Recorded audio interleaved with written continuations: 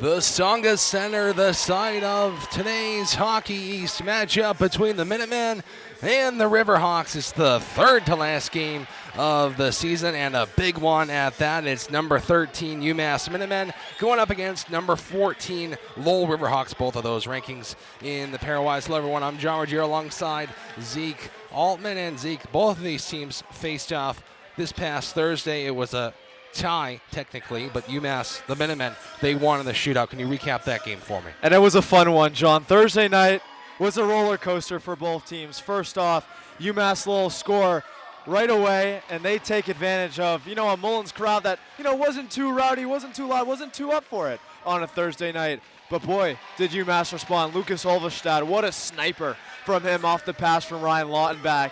And once again, Lowell responded, but Cole O'Hara, the main man once again, and they get it done in the shootout, courtesy of Cole O'Hara, Donzlo Schmelis, and Michael Robel.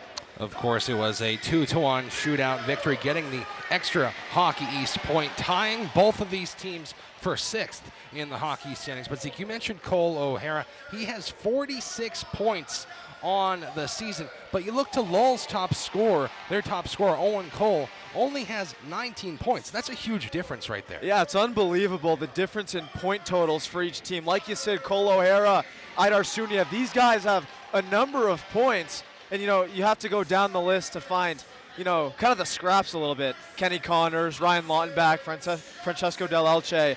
You look at Lowell, 12 guys in double-digit points, but not one above the 20 threshold. That's very interesting, and it tells you how balanced this team is and how well coached they are throughout the lines. Real quick, Zeke, give me a couple keys to the game for both teams.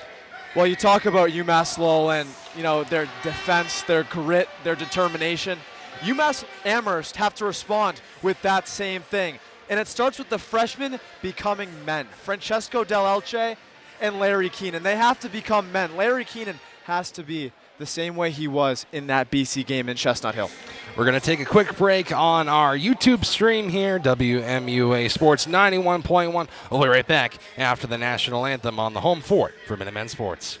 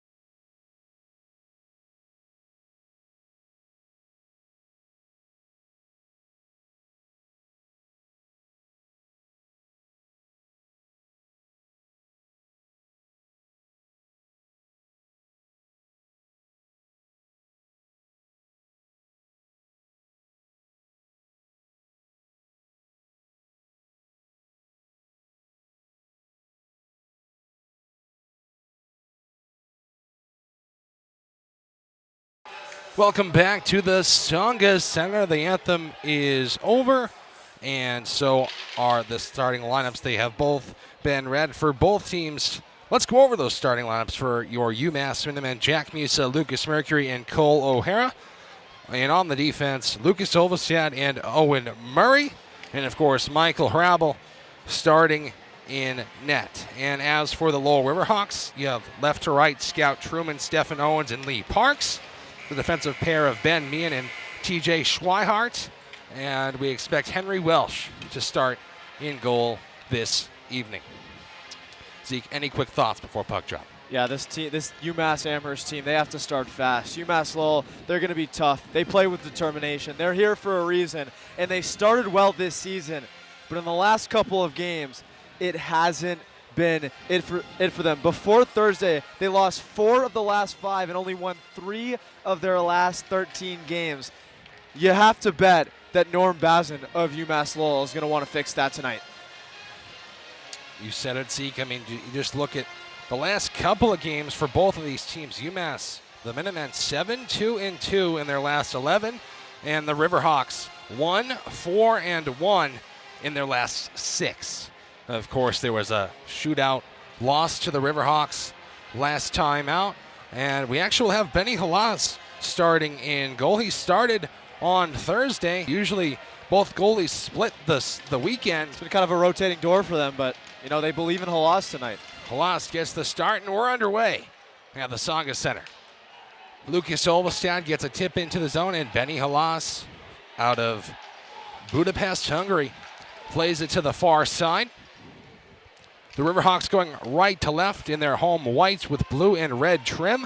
The Minutemen going left to right across your radio dial in their away maroons, white and gray trim. Olvestad plays it for Owen Murray, and now Cole O'Hara. Lucas Mercury enters the zone. Can't get around TJ Schweihart, and the Riverhawks hold possession. Here comes Mirko Buttazzoni up the ice. Left side, it was Chris Delaney that hit it around, and down in the left corner, it's Owen Cole. The Minutemen come out with the puck. Lishmelis for Yenchko. Enters the zone on the left, leaves it for Idar Suniev. Makes the move and shoots just over the bar. Halas might have got a piece of that with his shoulder. Another shot, scores! Just like that, the Minutemen break the ice early on. It's Idar Suniev with a tip in front. 1-0 Minutemen. You know, a couple moments ago, Idar Suniev had that shot, almost went in, and here he is once again, the sniper he has, and it comes once again from the Euro line. Daniel Yenchko, Donzel Smelish, and Idar Suniev, they've been making things happen, and it happens again. Idar Suniev strikes, and he has been so good since coming back from that lower back injury. It was a shot from the point by Larry Keenan. It found the stick of Suniev past the right shoulder of Benny Halas, and the Minutemen get their dream start in Lowell. Here's Lishmelis wraparound try, stopped by Halas for a whistle, and this Lowell crowd is stunned early. And it seems like this team, this Minutemen team, is motivated. I mean, they're starting fast. Their second line has come on, and they've stayed on. And, you know, there was another chance right there following that with the wraparound shot around the goal, and couldn't convert it there, but chances galore here. You can say that again. The Minutemen earn an offensive zone faceoff to the left of Benny Halas, won by the Minutemen. Kennedy O'Connor shot blocker aside by Halas. And the Riverhawks are able to clear along the far side. Suniev just 1 minute and 4 seconds into the game. Here's one of the captains. It was Pearson Brandon that banked it off boards and out. And sent right back in by Cam O'Neill. Down goes Isaac Johnson, but he played it up and ahead. Here's Lee Parks left side. And it comes out to the neutral zone, but brought back in by Johnson offsides. Well, one thing I like from UMass early is, you know, Kennedy O'Connor takes a shot there, of course, goes wide, but you know, they're taking shots early. They're not waiting, trying to find the perfect angle for a chance. You know, UMass Lowell did that at the Mullen Center in Amherst, and that's how they got their second goal off the tip. So UMass need to learn from that and take it into their own advantage. Yeah, it was Stephen Owens with the tip in front. And that stunned the Minutemen over in Amherst. But now it's UMass with a tip of their own to go ahead by 1. Here's Jack Varwerk left side. He goes down due to Owen Murray and James Dewar. It comes up top. Mitchell Becker makes a move, cuts right, sends it down low. And it's played around the boards by Chris Delaney to the near side. Owen Murray forks it up the near side. Kosman sends it deep. Greg Carvel opting to go with the fourth line of Bo Kosman, James Dewar, and Nick Van Tassel, leaving Joey Musa not being able to dress tonight. That's a couple games in a row for one of the Musa brothers. And Jack's point streak ended against Lowell on Thursday night. He had it up to 10 games right along Cole O'Hara. And, of course, O'Hara was able to continue his with the goal in the third period to tie the game at 2. You know, John, it was really that hat trick against UConn in Stores that was really the highlight of that point streak. Here's Owen Kola, backhanded across. It's stopped by Michael Hrabel. I think it was Scout Truman who tried to jam it home. A correction, that was Ben Meehan, the LA Kings draft pick, the defenseman jumping the rush. Here's Buttazzoni. He can't send it across. Mercury clears it out. UMass starting to get a little sloppy here. You know, they want to shore that up. Greg Carvel probably not liking what he's seeing in the last 2 odd minutes after a dream start, like you said, John. And the Minutemen have been known to go flat in wherever it is in the game. Last time out, it was the second period. No shots on goal until the 16-minute mark. Here's a chance for Lushmelis. He's caught up from behind. Couldn't get a shot away. Delayed penalty coming on the Riverhawks. It was Nick Anderson with the hook. And just like that, John, they get a chance and they get a power play. And, you know, in hockey, the switch can flip like that. And once again, UMass have a golden opportunity to go up 2 in this one. We've said that so many times this year. Have a chance to go up 2. I remember at the Mullen Center when they were playing Providence, they had a chance to go up 2. Against Merrimack, there were a ton of opportunities this season. And this game is so important to do that exactly. The Minutemen have an opportunity to go ahead even more. Their power play is at 84.2%. That's 12th in the nation, 3rd in Hockey East behind Boston College and UNH. Or excuse me, that was their penalty kill. The Minutemen's power play is 25.8%. That's 7th in the nation, and that's 2nd behind BU. I know that didn't sound correctly. Of course, a good penalty kill is always around 80%, and a good power play always around 20. Here's Suniev. Near side of the zone, Jack Musa across to O'Hara. He scores! That's a program record for point streak.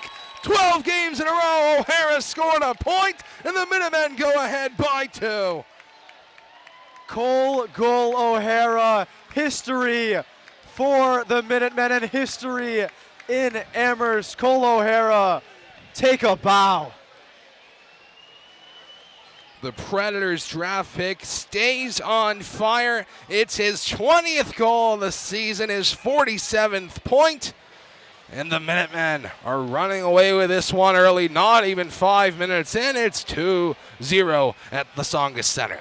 I mean, Greg Carvel might want to keep his recipe for his power play hidden away because it's been perfect, close to perfect this season. And once again, UMass being able to capitalize and whatever they are in the nation, that has just improved.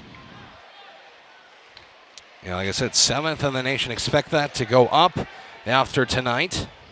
Probably up to 26% now.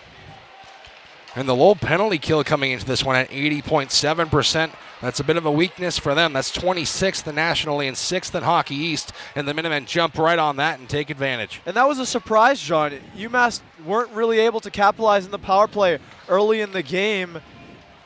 And when you knew Lowell how weak they were on the penalty kill, it was a surprise. But they figured it out later, of course, with O'Hara's goal to make it a tie for the program record. But here, he takes the lead in it. Yes, 12 games. That's a record that has been held since the 2003-2004 season. Not anymore. Cole O'Hara, a power play goal. And the Riverhawks can't set up here. The Minutemen right back up the other way. Bo Kosman hit down and sent out. And right back in. Delayed offsides. The Minutemen will change and the Lowell Riverhawks will regroup. And John, the assists coming from Jack Musa and Idar Sunia. You could say those three combining probably the three most impressive players on the forward line for UMass this season. Jack Musa, his 30th point, 15th assist of the season. Shot from the point by TJ Schweihart. It was blocked by Idar Suniev. And it comes back to the stick of Larry Keenan with 13:47 to go in the first period. So if you're just joining us, you're reading that scoreboard correctly. It is 2-0 Minutemen up early. Donzel Smellis just got hooked to the ground there. No call. Yeah, it would have been a second opportunity on the power play for the Minutemen. But the arms will stay down for now. Don's Lushmelis finds Kennedy O'Connor. He'll leave it for Jack Musa. Shot wide of the goal. And the Riverhawks back the other way. Matt Crossa in front of the UMass bench, but it's Mirko Buttazzoni entering the zone on the right. Has it on his backhand. He's pressured from behind by the Hobie candidate Cole O'Hara. Now it's Kennedy O'Connor across to Lyndon Alger. The captain banks it off boards and out, almost to the stick of Lucas Mercury, and he hits down a Riverhawk behind the play.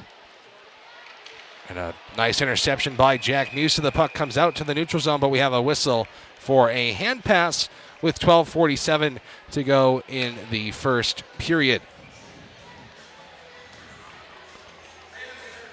I believe we will not be under immediate timeout because of the hand pass. The Minutemen are not allowed to change. And the faceoff will come to Michael Hrabel's left. And Hrabel having a good season this year. He started off slow. Those rebounds started to get to him, but he's improved throughout the year, you have to say, John. I'd say so myself. There was numerous times in that game against the Riverhawks on Thursday that I was the color commentator, of course, alongside our good friend Jacob Repper. Hrabel held the puck to his pads, to his chest, wherever it hit him. Didn't allow the puck to come onto the ice for a rebound. And that's kind of been a point of maturity this season. And, of course, Michael Hrabel wanting to play in the NHL one day, you have to shore that up. You can't let those rebounds come out because there are guys in the NHL that will take a lot of advantage on those mistakes. Here's Owen Murray, passes it up for Ryan Lottenbeck along the right side of the ice, but it's cut off at the red line and up for Stephen Owens. And his pocket is picked by Kenny Connors. Here he comes left side. Hard stop and sends it across to Murray. That puck pops off his stick and out of play and into the hand of a lucky fan's, or a fan's lucky hand. That I missed that one up. No, you're good, John. I mean, when you're a kid, you get that puck in the stands. It's, a lucky feeling. In baseball, of course, they throw it up there. Hockey, you don't expect it. Yeah, it wouldn't be a good thing to go throwing pucks into the crowd. Sean, I wouldn't know of you to make fun of a fan for getting hit by a puck. Of course not. Our friend Jacob Repper might. Well, we're under immediate timeout. I must remind you that this broadcast of UMass Hockey is brought to you by the Mill River Tavern in Hatfield, a neighborhood bar and restaurant situated just on the other side of the Connecticut River, not far from UMass. From signature cocktails to brick oven pizza, this small-town tavern offers everything needed for an evening with friends or a sit-down meal with the family. The tavern is open Monday through Saturday as late as 9:30. The Mill River Tavern is online at millrivertavern.com and on Instagram and Facebook. We thank the Mill River Tavern for their kind support. There's 11:59 to go in the first. We're going to take a quick break, and we'll be right back on 91.1's YouTube page, the home fort for Minutemen Sports.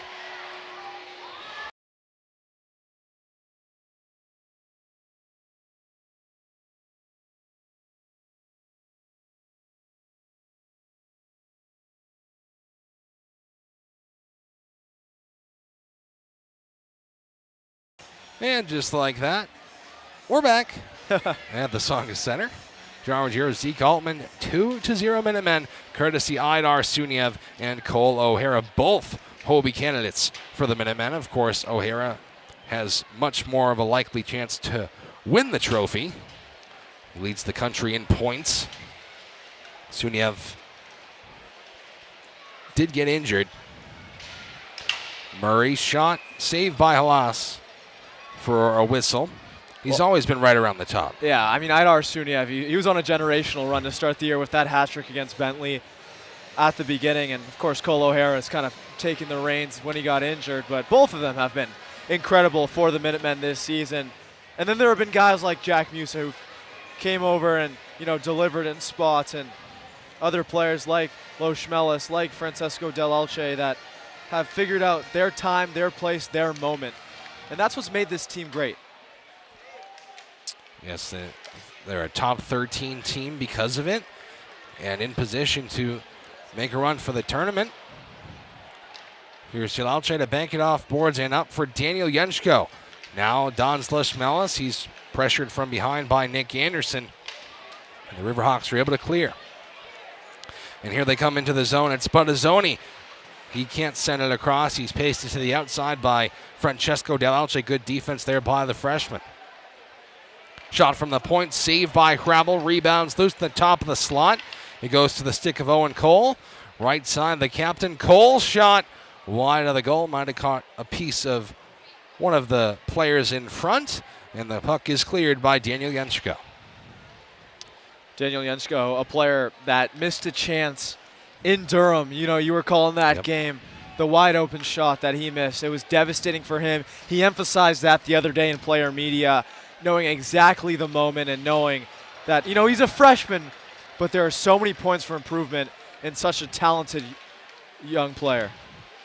O'Hara can't enter cleanly. That allows Matt Crossa to come back the other way with it. Crossa has missed a couple games for the Riverhawks, and the South Setauket, New York native is back into the lineup, the senior forward. Say that town name twice, Sean. I'm not even going to try. There's a turnover right out front. Sent across right behind the goal. It was Silkholms. Gertz Silkholms. Trying to say that 3 or 4 times fast. Here is Jack Musa into the zone. Musa leaves it behind for O'Hara. Sent across, and Isaac Johnson was ready for that one. Although a creative play by the Minutemen. Here's Lee Parks' shot deflected out of play for a whistle. Yeah, Johnson read that pretty well. You saw the idea there, Musa leaving it for O'Hara, but Johnson read that the whole way and, couldn't convert there. But you see the creativity that this team has, and especially the first line with Mercury, with O'Hara, with Musa, and that's why they've been good all year long. They've played together. They sure have, and the Minutemen are doing everything they need to do to be up in this one 2-0 through 10 minutes. We're going to take a quick break and be right back on 91.1 WMUA, the home fort for all your favorite Minutemen sports.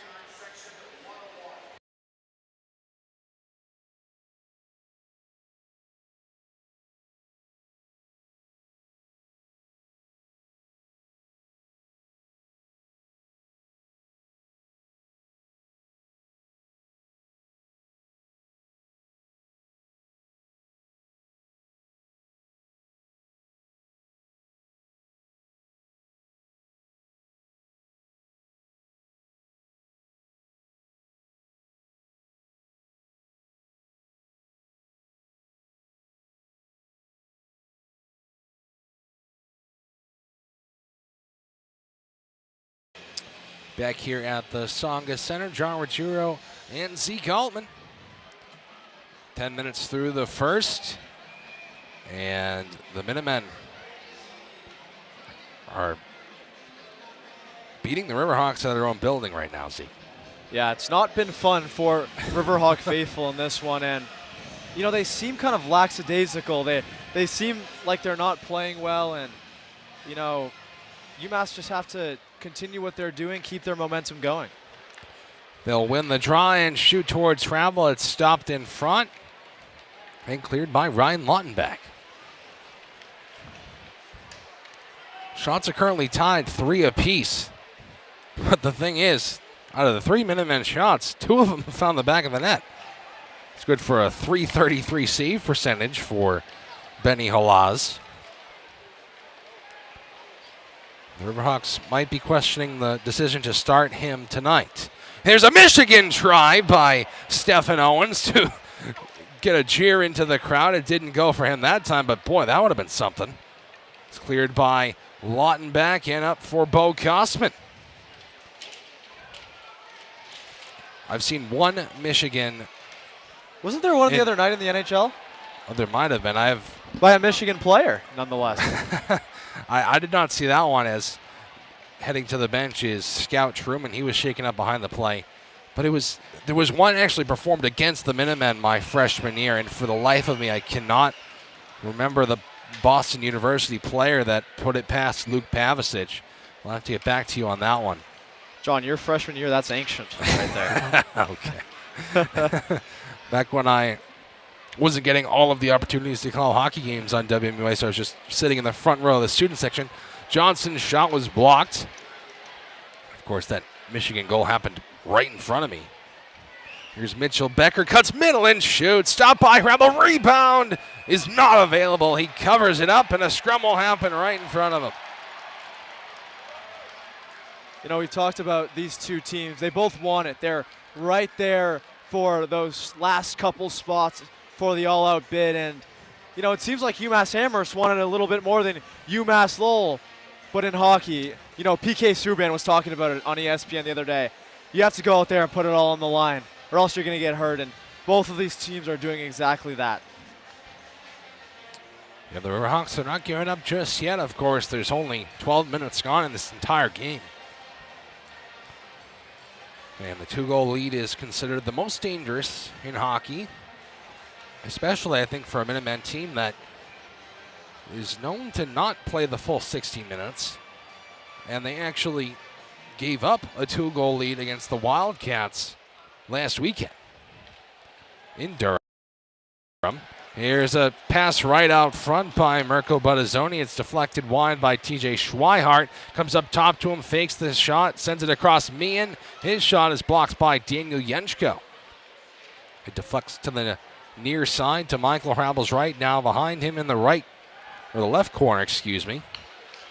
And it's sticked out by Lyndon Alger. He'll try to go ahead with it. The puck pops right out to the stick of Jenschko. His shot is fanned upon.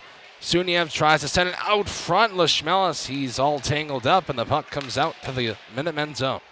Well, what UMass have done good in this game is, you know, they've got past the neutral zone and established the offensive zone at times. And that's been a big point of emphasis for Greg Carvel. And that really is a big recipe for success in the sport of hockey, is getting past that neutral zone.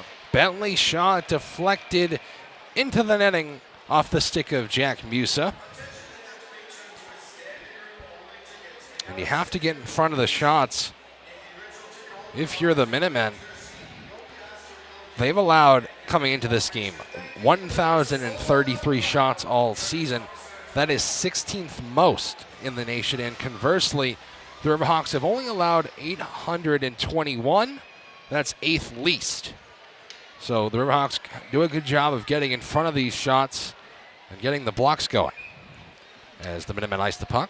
You know, Michael Hrabel ranks in save percentage, you know, pretty high. But in saves, he is the #1 in the Hockey East because of what you said, because of the amount of shots he's facing every night. So that's a great point you just made there, John. And Michael Hrabel's faced it all year. And so is Jackson Irving when he's come in, but Michael Hrabel has faced the brunt of it. There's been numerous games he's been a part of that the Minutemen have allowed 40-plus shots on goal. As recently as the weekend against Boston College. Here's Musa for O'Hara. Enters on the right. Fending off Isaac Janssen. Goes to the stick of Lucas Mercury behind Benny Halas. There's a board battle happening against the end boards. Here's Olvestad. Scored a goal on Thursday night. His first goal since December against BU. Here's a chance out front. O'Hara goes down and shoots. Stopped by Halas, and he'll jump on the loose puck. And O'Hara seemed to be caught up from behind as he literally sprawled out on his stomach to shoot that one towards the goal. Yeah, and Cole O'Hara, you know, he's been physical in this game, but I've noticed Lucas Mercury as well right in front of Halas. Of course, the UMass Lowell defenseman did not like that, and this game's starting to get a little chippy. Sure is. Two physical teams.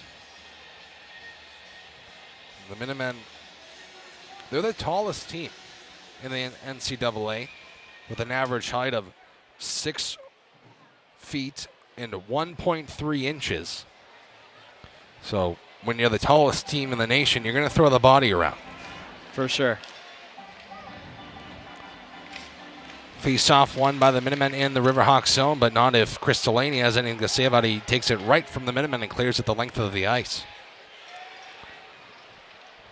Keenan up for Connors. Through the neutral zone and in, right side, Lautenbeck. Tries to send it across. It's deflected back to the stick of Lautenbeck by Ben Meehan. Del Alce to Connors down low. They fight for it there with TJ Schweihart. It's sent up to the stick of Libor Nemec, and he's hit by Del Alce, stopped at the red line. Sent right back into the Riverhawks zone momentarily, and now up for Jack Varwerk. He can't get too far. Now the Minutemen hold possession once again. Nick Anderson took the penalty that allowed O'Hara to score a power play goal. Varwerk's shot deflected wide by Michael Hrabel with the stick. Another shot towards the net, blocked in front. And another try, save Hrabel, rebound! Hrabel holds the post and has it in his glove for a whistle. You know, John, I was just waiting for that horn to go off as Hrabel made that save, but seemed like he wasn't able to cover that back post, and he does it in no time. Once again, so impressive from the goaltender of the Minutemen. Yeah, it was Jack Varwerk trying to jam it in along the far side, but Hrabel stood his ground to send us to immediate timeout. I must remind you that this broadcast of UMass Hockey is brought to you by the Mill River Tavern in Hatfield, a neighborhood bar and restaurant situated just on the other side of the Connecticut River, not far from UMass. From signature cocktails to brick oven pizza, this small town tavern offers everything needed for an evening with friends or a sit-down meal with a family. The tavern is open Monday through Saturday as late as 9:30. The Mill River Tavern is online at millrivertavern.com and on Instagram and Facebook. We thank the Mill River Tavern for their kind support. 5:23 to go in the first. We'll take a quick break and be right back on 91.1 WMUA, the home fort for all your favorite Minutemen sports.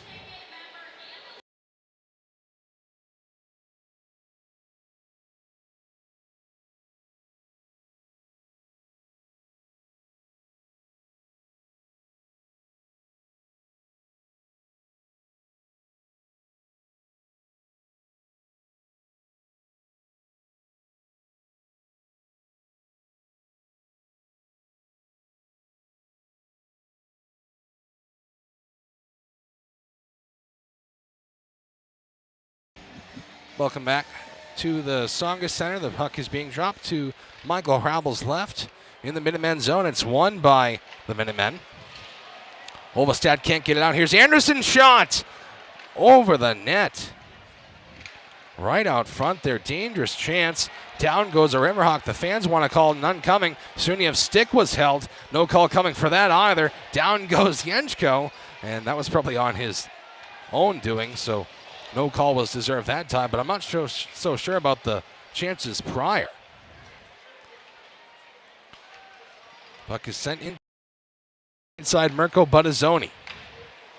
Connor Eddy pasted to the end boards by Owen Murray.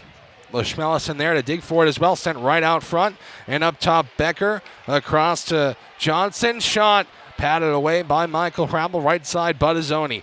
Gets around Suniev, sends it up top Becker. He can't handle that bouncing puck.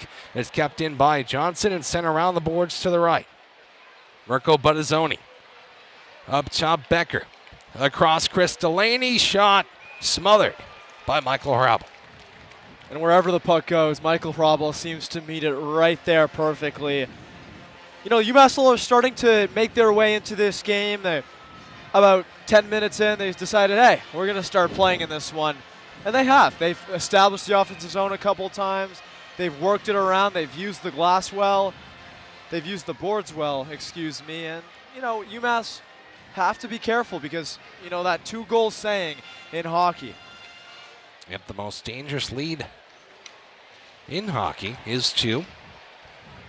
Here's O'Hara. Wants to extend that lead to 3. He'll enter on the right, leaves it for Larry Keenan, but that's apparently offsides. I don't know about that one. It seemed like O'Hara had it over the blue line, and just at the last second, the refs disagreed. Yep, I'm not sure. O'Hara tried the drop pass and skated in. I guess the ref thought that happened right as he entered the zone, so I think O'Hara was the one that was offsides actually, that as he crossed the blue line, but regardless, it's a whistle, and the Riverhawks win the faceoff. Ben Meehan tipped in by Gert Silcollins. Hrabel plays it up and out. Off boards. Boy, John, you notice Cole O'Hara and his stick skills. They're incredible. How he moves the puck from left to right, and whether it's under his legs, around his legs, it's amazing. He has stepped up like no one I've ever seen this season. You look back to his freshman year, even his sophomore year, just not consistent at all. And all of a sudden, he's a bona fide stud. Here's a chance for Bentley, blocked in front. Silcollins' shot also blocked by Larry Keenan. Bentley tried to hit down Keenan. It's cleared by the Minutemen. Del Elche's stick is on the ice. He'll head to the bench. The Riverhawks leading in shots 10-5. But of course, the Minutemen leading on the scoreboard 2-0. Riverhawks enter on the right. Matt Crossa rips it around the boards to the left. It's played back down low by Lee Parks. And now again to the right side, Nick Anderson, the Colgate transfer, graduate student in his own right. Alongside Pearson Brandon, another Colgate transfer. Here he is, Brandon. Plays it right to the oncoming Cam O'Neill. O'Neill can't enter cleanly. Here's Lee Parks with some speed. Leaves it for Crossa. Sent across to no one, but now it's Robalani sending it deep. The Riverhawks just having a hard time getting set up in the Minutemen zone cleanly. Cam O'Neill. And now Connors to bank it off glass. Not out just yet, and now out. The Riverhawks will come right back in. Owen Cole doesn't get very far, and it's sent down the ice. Halas will play it around to the far side. And here come the Riverhawks once again. 3-on-2 into the zone. It's left for Isaac Johnson and sent right out front, looking for a tip by Connor Eddy behind the goal. And the Minutemen get it out of dodge once again. Big hit by Owen Cole on Kenny Connors. That's what all Lowell seem to have right now, is those big hits. There's a shot stopped by Michael Hrabel in the glove for a whistle. And there's Mirko Buttazzoni mixing things up in front of Hrabel's crease with 1:25 to go in the first period. If you're just joining us, John Ruggiero, Zeke Altman at the Songa Center. The Minutemen are leading 2-0, courtesy Suniev and O'Hara. 2 points I want to make, John, about the defense of UMass is the collective effort. You have your guys, Francesco Del Elche, Larry Keenan, Lucas Olstad, all these guys, but it's a collective effort. Lucas Mercury, one of the best blockers on the team. Cole O'Hara out there, Kenny Connors making big blocks when the team needs it most. That's what it's about. If you can't do it with all five, you're not going to be able to do it at all. That's true. Hockey is a team sport like no other sport. There can't be any one-man bands out there. The Riverhawks win the faceoff to Suniev. He'll enter on the left, trying to get around TJ Schweihart. He gets position on him to the left corner. Now Olvestad fires it towards the net, stick to side by Halas. Jenshko pressed up against the boards. Lishmelis in to save the puck. Lishmelis, top of the slot, leaves it for Owen Murray. Shot, blocked in front, rebound Suniev. He'll go behind the net. Backhands it up top. Olvestad fakes the shot. Makes a couple moves. Can't get around Jack Varwerk, and here come the Riverhawks up ice. Libor Nemec leaves it for Chris Delaney. His shot is blocked behind Hrabel. 45 seconds to go in the first period. Suniev trying to break out. Can't get around Nick Anderson. Matt Crossa fans on the pass. Suniev can't get it out once again. That's Jack Varwerk right side. Varwerk in the corner. Varwerk tries the bad angle, sends it right out front. Swing and a miss by Silcollins. 23 seconds to go. The Riverhawks pressuring in the final moments of the first period. Can't be cleared by UMass. Nemec, shot by Pearson Brandon.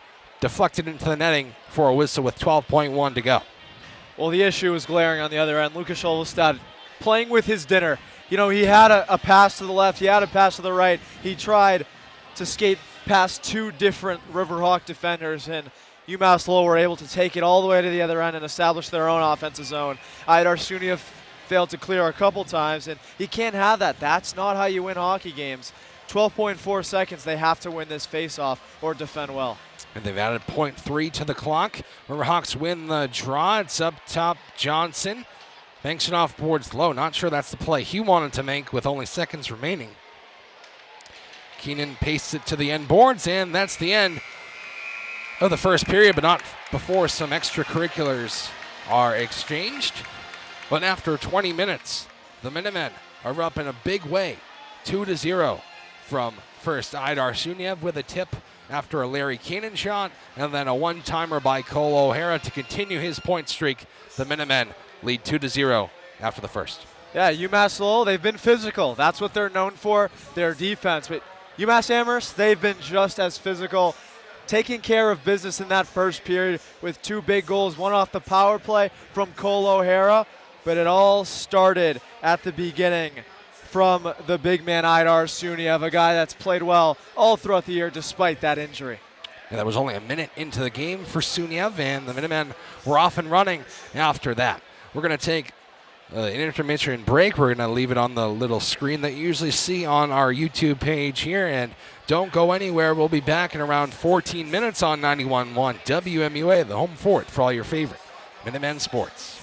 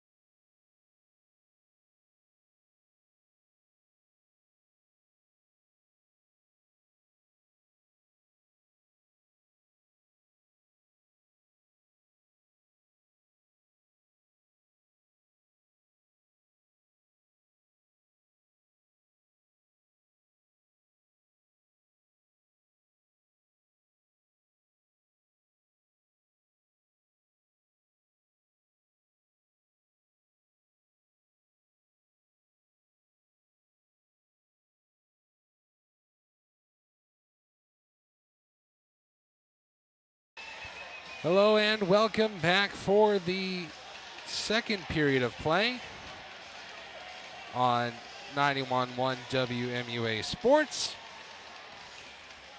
2-0 Minutemen after 20 minutes. And the next 20 is right underway.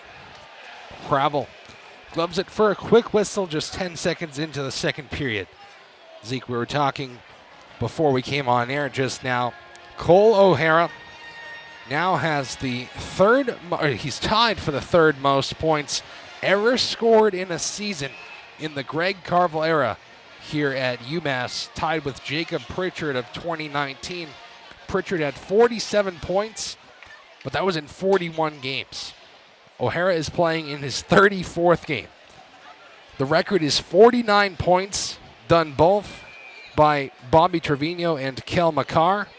Trevino in 37 games. Zeke, do you think Cole O'Hara can get 50 points within the next 3 games? Well, not only does he have 2 games left, he has 2 periods of this one left. And wow, just an incredible stat you said. I think he can do it. I mean, with the season he's having, and he has peaked at the right time of the year to do it. He didn't just do it for the first half of the year. He started middle way through the year, got hot from there, and has continued it on. He's hot right now. Those 2 last main games, pretty picturesque for him to do it in a classic win at home versus University of Maine, the 4th-ranked team in the country. He already has the record for point streak with 12. That was set tonight on his 20th goal of the season. Now looking for the record for most points in the season. A couple more to go for O'Hara, and he should definitely do it if the Minutemen are able to reach the postseason. Of course, you have Hockey East Conference games and then potentially even NCAA tournament games, as there's a trip coming. I believe it's on the Riverhawks. Here's a chance for him to do it, Sean. Yeah. We've talked about the UMass Minutemen power play over and over again, and it's led by guys like Cole O'Hara with that goal in the first period. They have studs on this power play line. Idar Suniev, Jack Musa, Cole O'Hara, Kenny Connors. And you have the perfect quarterbacks for it, you might say, with Francesco Del Alce and Lucas Olvestad. TJ Schweihart to the box for tripping. Riverhawks, their penalty kill is at 80.7%. At least it was coming into this game. 26th nationally. Of course, they've already allowed a power play goal tonight. Here's a chance right out front. Mercury tries to jam it home. Stopped by Halas. Rebounds there. Hit away from the crease for now. Up top, Connors. Point to point and back to Connors. Right side, Musa save. Halas rebound to the left corner. My goodness, Musa, I think, was just robbed by Benny Halas. Puck is along the inboards. Mercury sends it up to the left point for Connors. Now Suniev back to Connors. Shot, save Halas. Rebound back to Connors' right side. Backhands it around, sent out front after a funky bounce, and it's cleared all the way down. Obviously no goal coming there in the first 45 seconds of the power play, but a good start, a lot of chances in front of goal for the Minutemen. So the puck was just played with a high stick by the Minutemen after one of the men in maroon reached up and tried to hit it down, but it went the length of the ice, and Suniev touches up, and Lowell, I'm not sure if they've earned themselves an offensive zone draw, but they've got one. Lishmelis wins it to Del Alce. Greg Carville putting on Del Alce and Larry Keenan because of that defensive zone faceoff. A minute into the power play. Here's Jenshko weaving his way through the Lowell zone. Comes to the left corner. Jenshko can't grab it. Now it's sent up top. Del Alce. Left side. Schmelis across to Del Alce. One-timer. Blocked in front. Rebounds there. Now again, Del Alce backhands it around for Jenshko. Plays the body instead of the puck. And Lowell can't get it out just yet. Lishmelis clears it himself. Tried to find Del Alce at the point, but he was not where Lishmelis thought he would be. 30 seconds to go on the man advantage. Dons Lishmelis. Leaves it for Jenshko left side. Now Del Alce top of the zone. Francesco Del Alce. Shot, tipped, save, and cleared by Anderson. 10 seconds until Schweihart is out of the box. One more rush for the Minutemen. Lucas Olvestad fumbles with the puck. It's sent back to the Minuteman blue line, and a successful penalty kill by the Riverhawks. Couple chances with that first unit, but the second unit never really to get set up. Yeah, and they got tired out there, and that second unit, like you said, John, wasn't really figuring it out with guys like Lucas Olvestad, Bo Cosman, Cameron O'Neill on the ice. That's not really the players you want. Here's a turnover shot wide. Rebound off the inboard, sent right back out front to the stick of O'Neill and cleared by the Minutemen. Dangerous chance there for the Riverhawks. Well, and I believe we're seeing a high stick signal. I think it was played with a high stick. So no penalty. I mean, John, you saw the recipe where it was going with that power play. You saw the chances in front of net. You can see why it works, is what I'm trying to say. It just didn't happen there for them. And the first half of that power play was good, but like you said, second unit couldn't figure it out. The Minutemen added 4 shots on the power play. Halas stood tall, specifically on a save off of a Jack Musa one-timer. Puck is in the Minutemen zone. It's out of the end boards by Kennedy O'Connor, caught up at the blue line by the linesman, and the Minutemen are able to get out of dodge with that play. O'Connor around the boards to the right. Van Tassel wrestles with Anderson for the puck. It's sent around to the left. Down goes Suniev. He was just hit from behind there. He didn't even have the puck. Might have caught an edge, but it looked like there was contact. And the Riverhawks clear it down. Delayed offsides. Kennedy O'Connor regroups. Suniev can't send it in. It's stuck along the blue line, and now the Minutemen are offsides. Well, it's been injuries this year that have kind of highlighted that the UMass season and kind of separated the first half to the second half. First half, you had guys like Cam O'Neill injured, Aidar Suniev injured. You get those guys back, and you've seen the hot streak that this team has gone on. Staple wins against BC in BC. Staple win, Jack Musa hat trick in Stores, Connecticut. Those kind of wins can get you back in the tournament picture, and they have here, especially for UMass Amherst.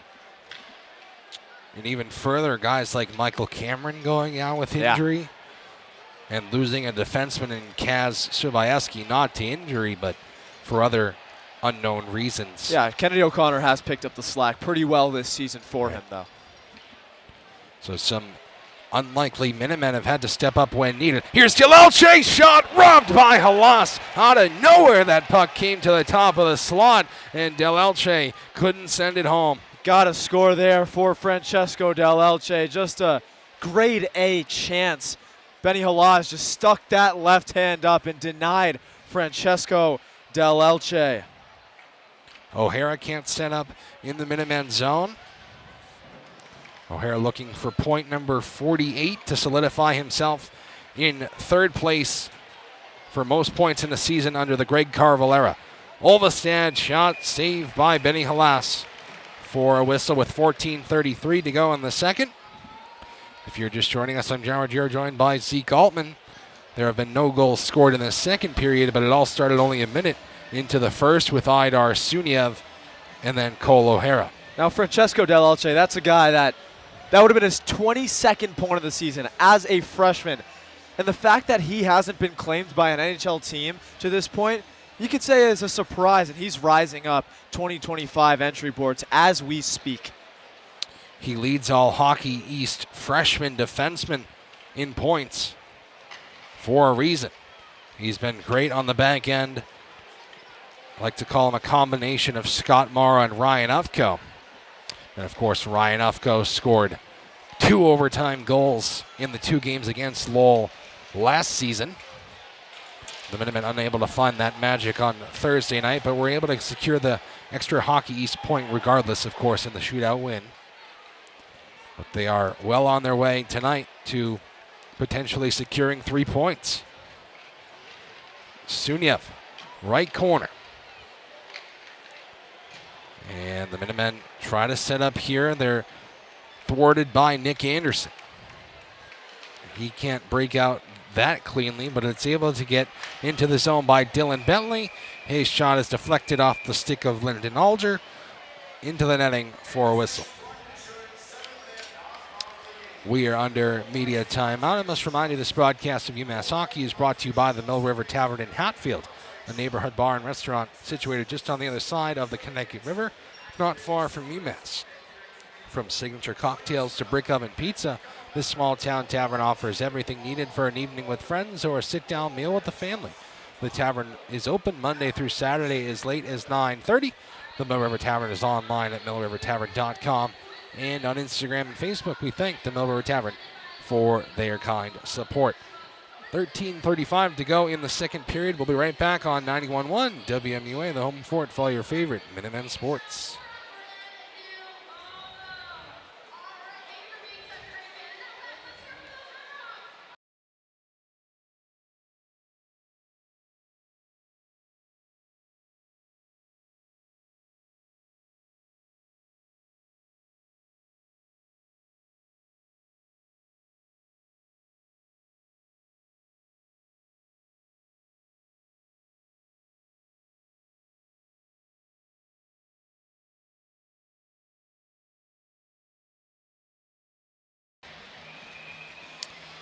Offensive zone draw for the Riverhawks to Michael Hrabel's left. It'll be Jack Varwerk and Kenny Connors. One cleanly by Connors to the end boards. Olvestad plays it off for Owen Murray to look up ice. Lautenbach and a tip in by Kenny Connors to the left corner. Backhands it to Lautenbach. Lautenbach had an assist in the last time out against Lowell. Olvestad shot blocked in front. Puck is available. It's sent to the left corner, to the stick of Cam O'Neill. O'Neill up top, Olvestad shot, tip, save by Halas. Not sure if Lautenbach got a piece of that one, at least he tried to. O'Neill can't grab it, it's to the right corner. Connors to O'Neill, and now Lautenbach. He hits down Pearson Brandon, and it comes to Owen Murray right side. Shot, blocked in front. There's a Riverhawk streaking up ice. It's Varwerk.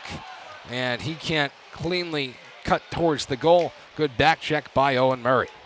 Yeah, Varwerk, good work from him sprinting up the ice, but that pass to no one, and Kenny Connors right there for UMass. The Minutemen turn it over in the neutral zone, but Jack Varwerk cannot touch up quick enough. The Riverhawks are offsides. You know, right before we came on air, we were talking about the second period being a little weird. It feels that way, John. That both teams haven't come back from the break and established any rhythm, momentum, and that could happen, that couldn't happen, but that third period last time out was special. Very much looking forward to that, because this second period is kind of a battle in the trenches right now. And the wraparound goal by Cole O'Hara on Thursday night to tie the game at 2 definitely had the Mullins Center jumping, but talk about the pursuit of that goal from the guys. Lucas Mercury, exactly. Cole O'Hara, all over the place, and finally they got it past the net of Benny Hawaz up at the Mullins Center, but they've got to continue and have that kind of strength and resilience once again here. And you mentioned the second period struggles. It took them 16 minutes just to get a shot on goal in the middle frame on Thursday night. But of course, they've added plenty of shots in the second period. This time around, it's actually Lowell that has been held without a shot, still with 10 on the night, with 8 minutes and 15 seconds gone in the second period. Mercury sends it right into the crowd. Look out. That'll go for a whistle. You saw what he was trying to do there, but once again, a puck flying in to the crowd. Of course, he remembered when he was a kid, he wanted that puck. I'll stop talking about the pucks going to the crowd, John. Yeah, it's the second time tonight, and it's a full atmosphere here in Lowell. And the glass is pretty low along the neutral zone. I think that's why so many pucks are sent out of play, especially at the college level, because these rinks are not all the same size. All the glass is not the same height. And it is cause for concern. Of course, Lowell is the Tsonga Center here, one of the biggest rinks around. Delayed penalty coming on the Minutemen. Hrabel will touch up, and the Riverhawks will have a chance on the power play. The Minutemen are whistled down for a slash. Yeah, I didn't really see that call there, but now the Minutemen have to regroup. You know, we've talked about the rhythm not being able to be established by both teams. UMass Lowell now have a chance to establish that said rhythm with a power play. This is eerily similar to the first game against UNH. The Minutemen go up a couple goals, then start taking penalties. It's Idar Suniev to the box for a slash. He leads the team in penalty minutes now with 22. So the Minutemen penalty kill, which is 12th in the nation, third in Hockey East at 84.2%, has a chance to show their skills. The Riverhawks power play 21.2%, 26th nationally, 5th in Hockey East. There's a chance in front. Parks out front to Nemec. They couldn't hit it home. Here's Parks. Left corner. Now Chris Delaney. Up top, Nick Anderson. Surveys his options. Finds Delaney. One-time attempt. Would not go, and the net is off its moorings as Hrabel sprawled to his right. Once again, UMass struggled to clear the puck. Ulverstad had a chance a couple seconds ago on the wraparound try by UMass Lowell, where Ulverstad tried to release it into the neutral zone, couldn't do it. And there, once again, UMass Lowell have an opportunity because of that failed clearance. We've seen a couple times Lowell having chances because of just that. If anything, UMass Amherst have to shore up in this one. It is the clearances. They have to be able to clear the puck. The refs have entered the penalty bench and are reviewing something. I can't imagine what. And we're under delay here at the Tsonga Center. There's still 1:28 remaining on the slashing penalty to Suniev. And there is some sort of review happening. They did say it on the loudspeaker. I did not catch it. But with 10:35 to go in the second period, this gives both teams a chance to take a breather and look for what's to come.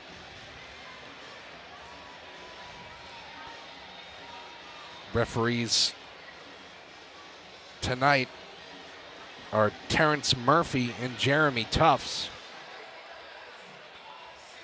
As they show a replay on the video board, but it's just the save by Michael Hrabel. Are they discussing it went over the line and Hrabel was inside the net? Could that be it? I don't think that puck, or is it like, could it have crossed the net if it didn't come off its moorings or something like that? Greg Carwell calls his guys back to the bench for now. Michael Hrabel asking one of the linesmen what's going on. As the review continues. It's a big point in this game, John. It is. About at the halfway point of the contest, and you don't know what this call is. You know, UMass Lowell potentially with a goal here, and we've talked about Idar Suniev positively, but negatively, he's 22 minutes in the power play. Here's the call. Here's Terrence Murphy. Yeah, so the review was for a potential goal, and in the most anticlimactic call ever, Murphy says no. I don't think anyone expected there to be a goal. Maybe just UMass Lowell's coaching staff saw something. I wonder if it was just an official review or if it was a challenge. I did not hear that they lost their timeout, so we'll check on that for you. Here's a Meehan try, blocked by O'Hara, and he is down. You don't want to see that. A chance out front. Varwerk couldn't shoot it on goal. O'Hara favoring his left leg. Still on the ice. 1:10 to go on the power play. Varwerk behind the goal. O'Hara is still laboring. The Riverhawks pass it around. The Minutemen get loud on the bench, trying to clear this puck. Ben Meehan leaves it for Johnson. O'Hara still reeling. Johnson top of the point. Look, he shoots, save, rebounds there just wide. Meehan shot blocked in front. Olvestad clears. O'Hara's got to get to that bench so they can find reinforcements, as he does. Here's a chance right in front. Saved by Hrabel as Buttazzoni cut towards the net. O'Hara takes a seat on the UMass bench. Here's Nick Anderson. Shot. Scores! Lee Parks with a tip in front. And just like that, the Minutemen's lead is cut in half. And that power play presented a number of problems for the Minutemen. Lee Parks, of course, with the goal, but all eyes are on Cole O'Hara if you're Minutemen faithful. He blocked that shot, he stayed out there, but, you know, that's their best player. That's the guy that's got them this far. And we want to know what is going on with Cole O'Hara at this moment, despite the Lee Parks goal. I believe it was Parks, as it was a shot by Anderson from the point. Parks seemed to have led the line and did all the celebrating. And regardless, yes, Lee Parks gets credit for the goal, his 7th of the season and of his career. Riverhawks looking up ice to scout. Truman almost a near breakaway. Here they come into the zone. Big hit by Larry Keenan. Down goes Silkholtz. This is where the Minutemen need to respond. They're facing some adversity here. Your best player goes down with an apparent injury. Have to see if he'll come on to the ice, but of course you also give up a power play goal. Cannot continue to be flat. Well, Aidar Suniev is the guy you got to look at as someone that needs to respond. He is the best player healthy on the team now. He's the guy that forced the penalty kill for UMass that they couldn't figure out. So he is the guy that has to step up for the Minutemen. That's the second straight game with a Riverhawks power play. Big contact behind the goal as Nemec ran into Owen Murray. Here's Jack Varwerk as Lowell picks up the tempo. Good job by Lushmelis to steal that one away. And it comes back to the stick of Dons to sky it into the zone and go for a change.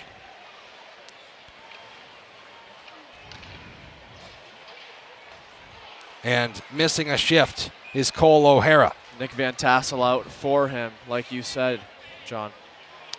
The Riverhawks ice the puck. And I believe O'Hara is still somewhere on the UMass bench, but right now on the ice, it's the first line of Mercury Musa alongside Nick Van Tassel. Nick Van Tassel's been the guy historically for this team to step up the lines. Yes, when a player goes down. We'll have to see how this line meshes together. Another puck all the way down into the Minutemen zone, this time no icing. Van Tassel skates up the far side. He's pressured and hit down from behind by Connor Eddy. Becker evades a hit. Right side, Buttazzoni. It's taken away by Jack Musa. Here he comes up ice with speed. 3-on-2 into the zone. And that pass just a little bit too far out in front of Mercury, but the Minutemen are able to set up. Delalche, right side, Larry Keenan. Keenan skates towards the middle. Shot, blocker save by Halas. Jack Musa, left point Keenan. Point to Delalche. And he'll leave it for Keenan. Skates down low right corner. Cycles up top, Mercury. His shot is well wide and cleared by the Riverhawks. Bo Kosman looking up ice for Kenny Connors. That puck is deflected to Halas, who sends it out of play for a whistle. Also looks like it's going to be Bo Kosman that moves up the lines here. with Kenny Connors and Ryan Lawton back, that might mean that Cam O'Neill moves down into the fourth line. Of course, the extra defenseman tonight is Finn Loftus, so no extra skater, meaning no extra forward, as Kenny Connors gets tossed from the draw for no apparent reason. You know, you could look at a Francesco Del Elche that could play a forward role where Finn Loftus comes and plays defenseman. I mean, that's the only solution I could think of it for UMass right now. That would probably be a last case scenario. As Cross's shot is blocked by Lyndon Alger. Also look at a guy like maybe Owen Murray, a smaller, speedy player in his own right. Lawton back near corner as the Riverhawks are trying to set up, but Bo Kosman will send it ahead, trying to find Kenny Connors. He's out of gas. Just gets the tip into the zone and will change. Here are the Riverhawks once again. Suniev onto the ice, can't clear. Bentley backhander, stopped by Hrabel. Yeah, just squirted right to Bentley, and he tried that backhand to get it by Hrabel. Hrabel matched it, but another great opportunity for the Riverhawks. It seems to be that the Minutemen just need to get out of this period at this point. 6:06 left. This media timeout is perfect for kind of the position that UMass are in this game. It's also perfect for Cole O'Hara to take a quick skate around the ice and test out the physical hurt that he is experiencing right now. But I believe this is the under 10 media timeout, so we're going to take a quick break and be right back on 91.1 WMUA.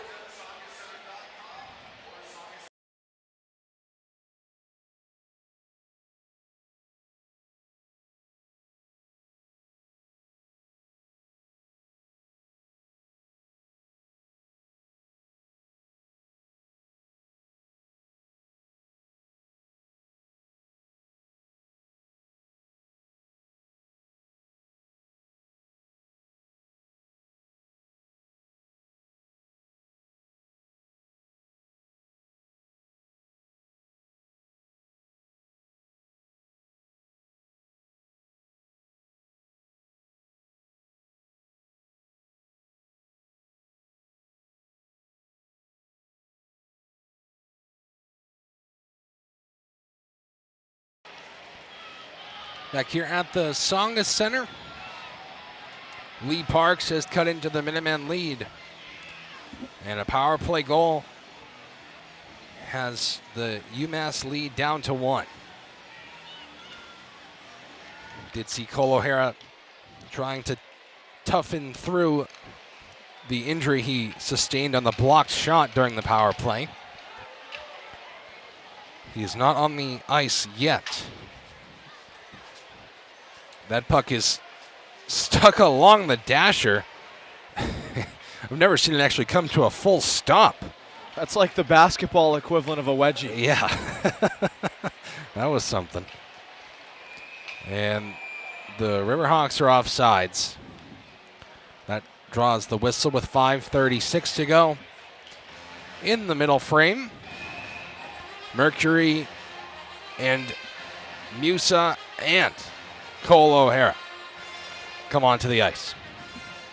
Cole O'Hara's back. I mean, Minutemen faithful, that's like music to their ears, and very good music, to say the least, because of how good Cole O'Hara has been this season.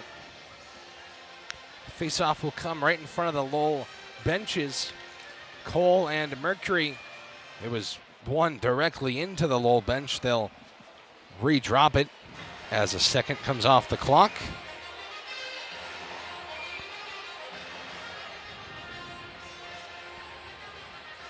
And one of the linesmen telling O'Hara and the Riverhawk to his right to take a step back, Mirko Buttazzoni. The faceoff is won by Mercury. Wolvestad tries to find a tip in from Mercury, can't do it. Here's Bentley into the zone for the Riverhawks. Bentley tries to shoot it, just barely sent over the bar, completely out of nowhere. I think Parks was the one that sent it towards the net. The puck just seemed to have bounced off a trampoline almost right towards the crossbar. Here's a shot tipped wide. Rebound. Anderson sends it out front. That puck's right out top in front of Hrabel. And up to Bentley. Shot. Saved by Michael Hrabel. I think might have went wide. Bentley again. Shot. Blocked wide. Riverhawks pressuring the Minutemen heavily. Brandon. Up top, Anderson. Top of the point. Now left side, Dylan Bentley. Leaves it for Buttazzoni. The freshman. Hard stop. Surveys his options. Skate towards the corner. His shot is deflected wide. Anderson's shot stopped by Lucas Mercury. Owen Murray skates out. Murray skates into the zone. He's on the breaker. Owen Murray stopped by Benny Halas. Out of nowhere, Owen Murray just had open ice in front of him. The Lowell Riverhawks just parted the Red Sea for him. And now a shot by Buttazzoni is stopped by Hrabel as things get hairy here at the Tsongas Center. You expect all of UMass Lowell Nation expected Owen Murray to dump the puck into the offensive zone and skate to the bench, but he weaved through many different players and had a chance. And once again, a grade A chance for Owen Murray, our fellow journalism major. And boy, UMass Lowell continue to fight in this one. And the definition on why that 2-goal lead in hockey is so dangerous, because UMass Lowell get one and you see how confident and you see how good their momentum is in these last 5 minutes of this second period. They were held without a shot until halfway through the period. All of a sudden, they've added 8. 18-15, the Riverhawks lead in shots as we are under the third and final immediate timeout of the second period. This broadcast of UMass Hockey is brought to you by the Mill River Tavern in Hatfield, a neighborhood bar and restaurant situated just on the other side of the Connecticut River, not far from UMass. From signature cocktails to brick oven pizza, this small town tavern offers everything needed for an evening with friends or a sit-down meal with a family. The tavern is open Monday through Saturday as late as 9:30. The Mill River Tavern is online at millrivertavern.com and on Instagram and Facebook. We thank the Mill River Tavern for their kind support. And that's the end of the immediate timeout. We'll keep it right here on 91.1's YouTube page. Face off to Michael Hrabel's right. On the left dot, Van Tassel grabs the puck out of the pile, sends it up for Lautenbach. He'll chip it deep and chase. So will Van Tassel, fighting for position against Mitchell Becker. Becker grabs the puck and clears it, and it deflects off of Keenan into the Minuteman bench for a whistle.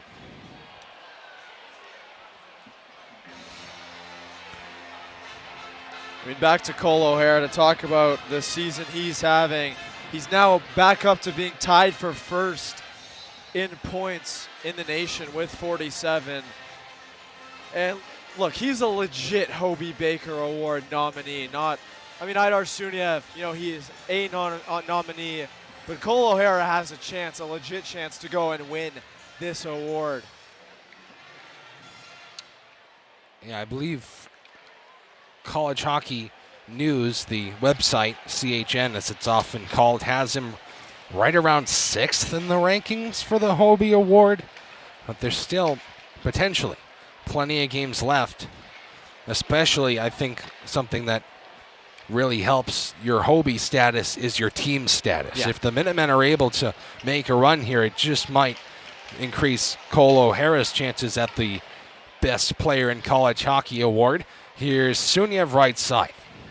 He'll try to find Olvestad up top, but he was coming off the bench and was not able to keep the puck in the zone. I expect Ryan Leonard, of course, to be the front runner when it comes to Hockey East. But Cole O'Hara, you had to say, a second in the Hockey East if you just count them. Maybe Gabe Perreault's up there, but Cole O'Hara, Ryan Leonard, those two guys are at the top. It's going to be a dogfight till the very end. But it's kind of concerning to see a guy who's tied for the league lead in points be 6th in the standings. That just goes to show how many good players there are, how many impact players there are. Well, there's that guy out at Penn State. You got that guy in U Denver, Holy Cross.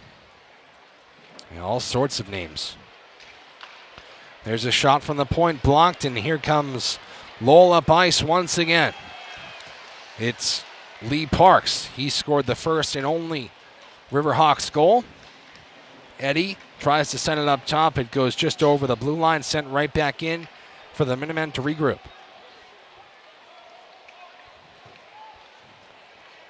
Olvestad, a tip in from Musa. Now Mercury cuts towards the goal. Sends it out front, tries the bad angle bank off Halas. He sticked it away.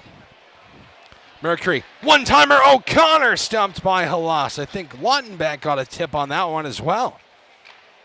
Mercury and Van Tassel dig for the puck behind Halas. Lee Parks in there digging as well. Out comes Van Tassel with it. Left corner, Nick Van Tassel. Up top, Lyndon Alger. Intentionally wide to the right side. And Lautenbach can't grab it. Neither can Van Tassel. It's cleared to the red line. Kennedy O'Connor trying to hold up a Riverhawk. He's able to do it successfully. Looking up ice for Kenny Connors. Enter the zone 2-on-1. And he tried to send it across the edge. That one wouldn't go. The puck's along the side of the net there. Halas was not sure where it was. Sent wide by Lautenbach to the right corner. 1:38 to go in the second period. Down goes Kenny Connors. And there's a Lowell player has his stick stuck in the boot of Kenny Connors behind the play, and they have to blow it dead as it's just Jack Robalotti dragging Kenny Connors like a dog on a leash that doesn't want to go for a walk. And, there is that hole in the right above the skate below the boot. Yeah, there's a risk for injury there as well. That's why the refs want to pause the game here. As we go back to that Kenny Connors opportunity, you kind of question. It looked like he took this shot on the right pad, but it was more of a dribbler than a shot. And he had Daniel Jenshko trailing on the backside, chose not to. Maybe caught in two minds. I couldn't tell if it was a pass or a shot or a attempted pass off the pads. I don't think he could tell either, to be honest with you. Regardless, there's a neutral zone face-off. The Minutemen take control and send it off glass deep. Delayed offsides, though Leschmelis has to touch up as the Riverhawks start up and out. Dylan Bentley, right side of the zone, banks it off glass down low, looking for Scout Truman. He plays the body against Larry Keenan, and there's a penalty on the Minutemen for boarding. I think it's Don's Leschmelis. He hit down Jack Varwerk. And just like that, with 1:03 to go in the second period, the Riverhawks have a chance to tie. Yeah, that is a penalty. You saw it right away. I saw it right away. The refs saw it right away. So another moment of adversity for the Minutemen, and another time they have to face it well. And look, a little of that momentum started to creep away from the Riverhawks, but just like that, it all comes back. Lee Parks scored the power play goal for the only goal for the Riverhawks. And now, if they're not able to score in the next minute and 3 seconds, the power play will be cut in half, and they will start the third period a man up. 1-for-1 on the power play tonight is Lowell. They win the face-off and set up right away. Chris Delaney for Matazzoni. Top of the slot, shot, dribbler blocked and cleared by Lucas Mercury. Well, the benefit is that the power play split up into two different periods. Yes, and here come the Riverhawks once again. It's left for Anderson. He can't send it across, and up ice is Kenny Connors. 2-on-1 with Lautenbach. Connors, shot! Stopped by Halas. The Minutemen are only one of 5 teams without a shorthanded goal this season. Would have been their first. Here's Delaney behind the goal of Ravel. Far side, Badazzoni. Mirko Badazzoni leaves it for Delaney. Up top, Anderson. Shot! Stopped by Michael Ravel. 4.6 to go in the period. The focus by Michael Ravel with 5 seconds left to just glove that puck down when he's facing a lot of pressure on his goal is incredible to watch because of how good his second half of the season has been. They'll add a couple more seconds now. 5.2 remaining in the second period. And 1:02 remaining on the Leschmelis boarding call. Face off to Michael Crabel's left on the right dot. Won by Kenny Connors. Pasted to the corner by Alder. It's out to Varwerk. Shot saved by Crabel as the buzzer sounds to end the second period. And just when it was all Minutemen through the majority of this game, the Riverhawks got a power play, scored a goal, got back into the game, and still have 57 seconds of power play time remaining when we come back. Well, you could argue that that stretch of hockey by UMass Lowell was probably the best stretch of hockey we've seen by any team throughout this game. So that horn for the second intermission is exactly what Greg Carville and his guys have wanted to see. So let's see what he can do to help his men improve. But UMass Lowell on the other side have a 1-minute power play to start the third period. Cole O'Hara, we didn't really see him towards the end of the second period. Did take a shift or two after he blocked a shot, and he was just seen going off the ice with athletic trainer Mark Paquette. So we'll have to keep an eye on the Hobie nominee when we come back for the third period in about 14 minutes. We'll send it to our intermission break, and don't go anywhere. This is shaping up to be an incredible finish at the Tsonga Center. The Minutemen up 1, but when we come back, the Riverhawks will be on the power play on 91.1 WMUA, the home fort for all your favorite Minutemen sports.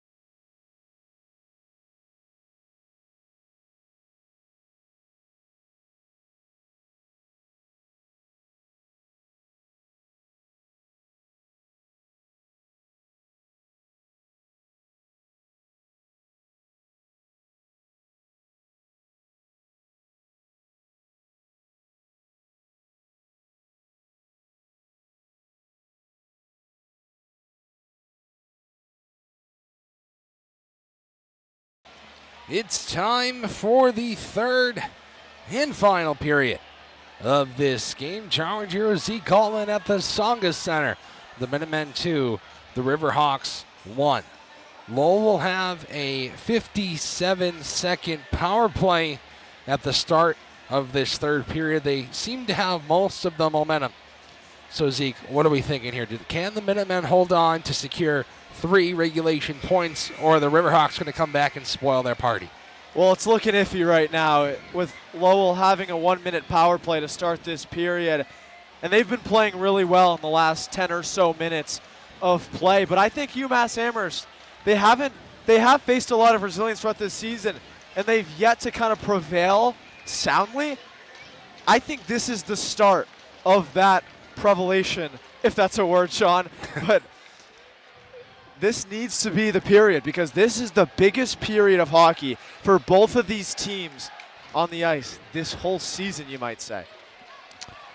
You can say that again. Both teams tied for 6th in the Hockey East standings. 3 points for either team would be absolutely massive. We're underway for the third period. The Minutemen clear the ice 30 seconds to go on the power play. And John, you'd reckon that both teams would only want the 3 points. They wouldn't want to drop a point even with an overtime win. Yes, only 2 for both overtime and shootout wins. Saw that, of course, on Thursday. One last rush for Lowell on the power play. Here's Truman's shot. Wide. Rebound up top to the right point. Anderson leaves it for Truman. Left side, Delaney. 2 seconds till Leschmelis is out. Down low in front. No chance was made there. Leschmelis is out of the box. The Minutemen have killed the power play. Leschmelis for Lautenbach. He'll skate out. He finds Connors. Enters on the right. Kenny Connors tries to cut middle, and that didn't really work out for him, but now the Minutemen are able to set up. Keenan, shot, broke his stick. Halas still made the save. Lautenbach sends it to the left corner. Lowell will regroup. The Minutemen retreat.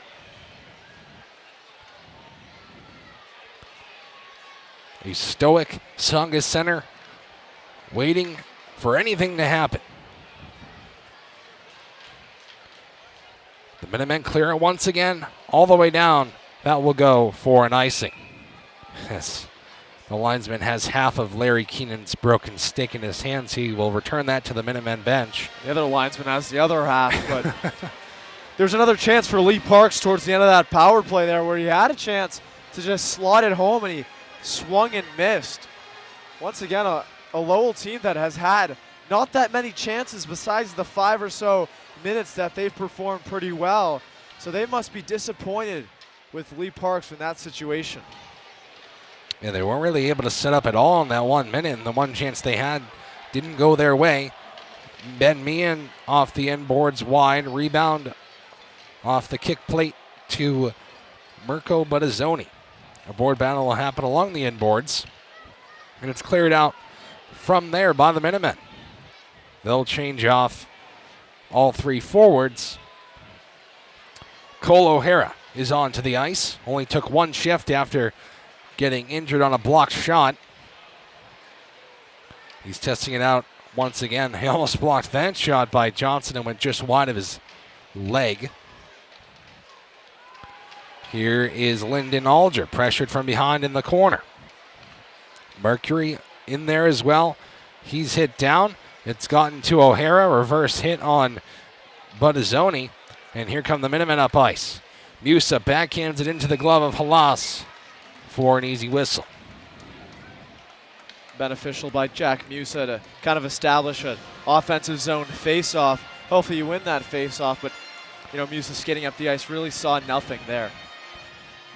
Off goes the first line, and on comes the Kenny Connors line. He centers Lautenbach and Bo Kosman. O'Neill will sit for this shift.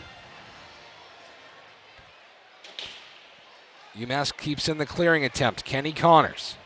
Down low, Bo Kosman.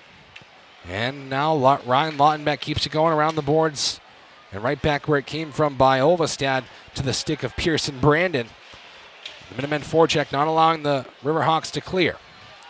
And big contact right in front of the puck there with Varwerk and Lottenbeck, but it's Connors. Now Olvestad's shot blocked, and Lowell's able to clear. Here comes Connor Eddy. Sends it deep. Olvestad first to it. Up the near side for Bo Kosman. He takes a shot that's saved from the blue line. Jenchko backhands it deep. Quick moving third period. Almost 4 minutes gone already. Here's a shot that's deflected into the netting for a whistle by Libor Nemec. You know, UMass have tried that chase and dump and chase. I apologize on that. And it hasn't really worked out for them in the first couple minutes of this period. And it's all about establishing the offensive zone, but the dump and chase tactic hasn't worked. Winning those face-offs is important, though. What Jack Musa did a couple minutes ago, establishing that face-off in the offensive zone. Now Lowell will get a face-off of their own. Mercury and Nemec to Michael Hrabel's right on the left dot. There is currently 1 minute and 60 seconds showing on the clock. Now they put it back to 16:08. That was strange. UMass, the Minutemen win the face-off. O'Neill onto the ice after, or excuse me, that's Jack Musa, not O'Neill. We still haven't seen him. And the Riverhawks will dump it in. Hrabel will play it behind his goal. First line out there for UMass. Mercury looking up ice. Forks it ahead for Musa. Musa tries the bad angle and scores! Or did he? He thinks he did. We've seen no light or signal. The refs are gathering together. The red light went on. They call it a goal! Jack Musa puts the Minutemen up by 2. John, out of nothing, Jack Musa skates down the ice and chips it into the back corner of Benny Halaz's net. And boy, UMass finds something out of nothing here in the third period. They really had nothing going. But Jack Musa, the speed of his skating, got to Lowell, and that finish was simply beautiful. It was a bad angle try. It looked to hit the back post in the net, but just to make sure, the refs will enter the penalty bench and check to see if this one crossed the line.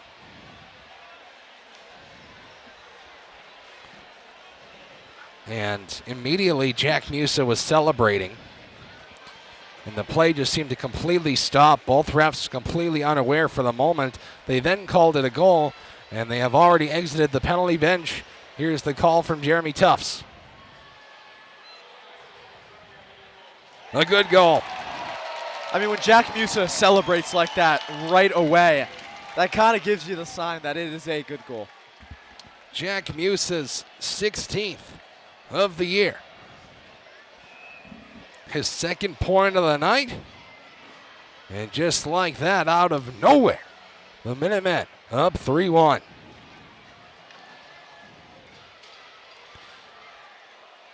Ben Meehan up the near side and sent back in by the Minutemen. Van Tassel trying to grab it from Meehan. It's skied way up high and out. It bounces in the neutral zone and now in.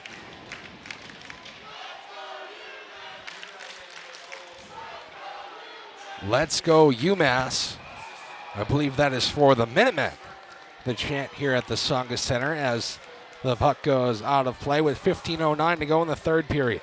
You know, Lucas Mercury, a guy that hasn't had a lot of points of late, that becomes his 29th of the season, along with Francesco Dell'Elce, making it his 22nd.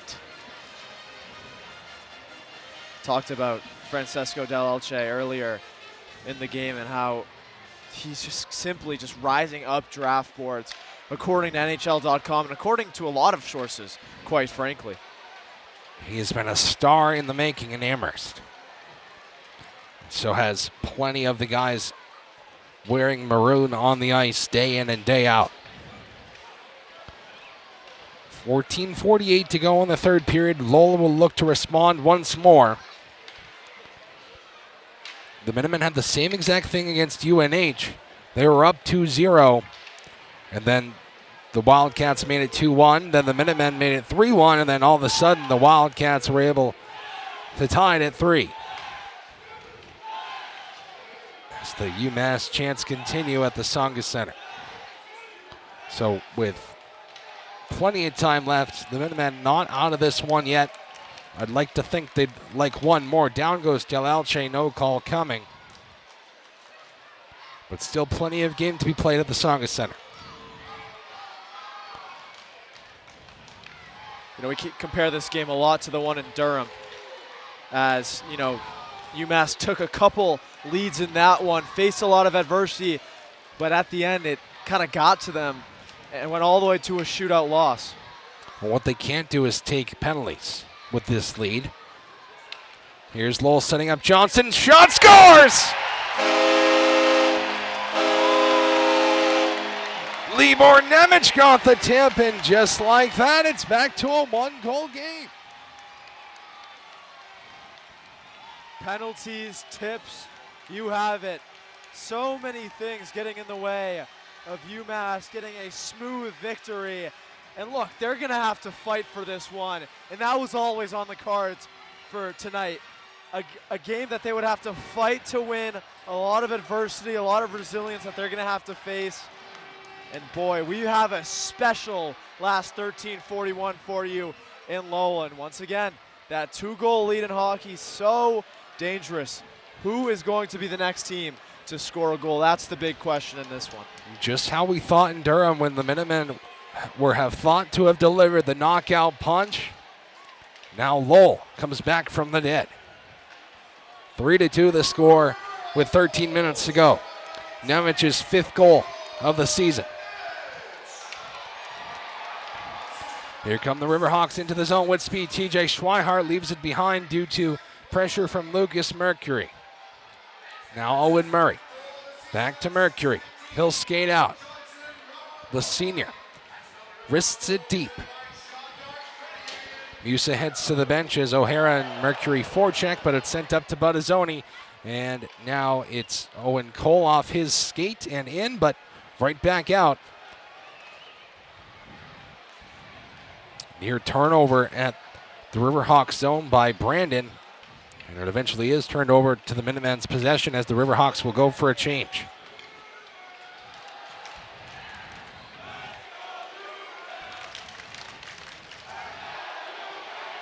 Sent in by Owen Murray. Left corner. As fans from both sides try to ignite their team. Can the Minutemen out another, or can the Riverhawks finally tie it?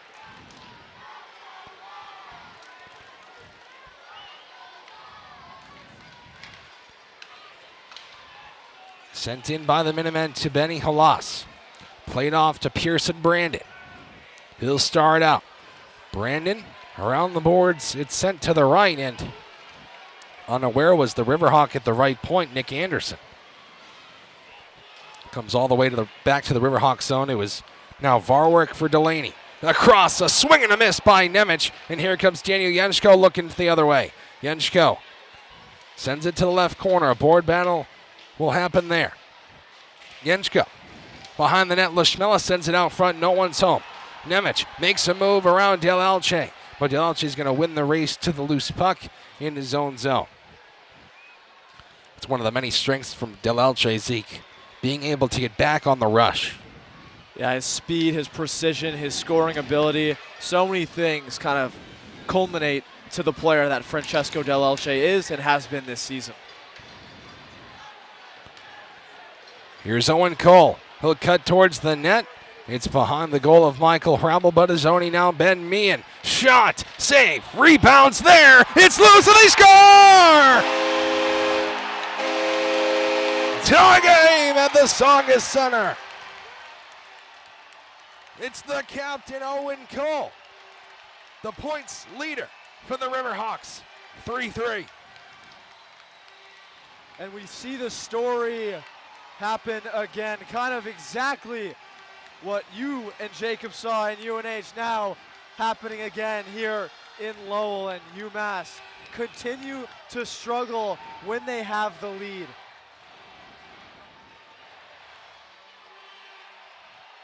This Saugus crowd comes to life once again, and their Riverhawks have come back from being down by 2 to tie it at 3 apiece with 11:02 to go in the game.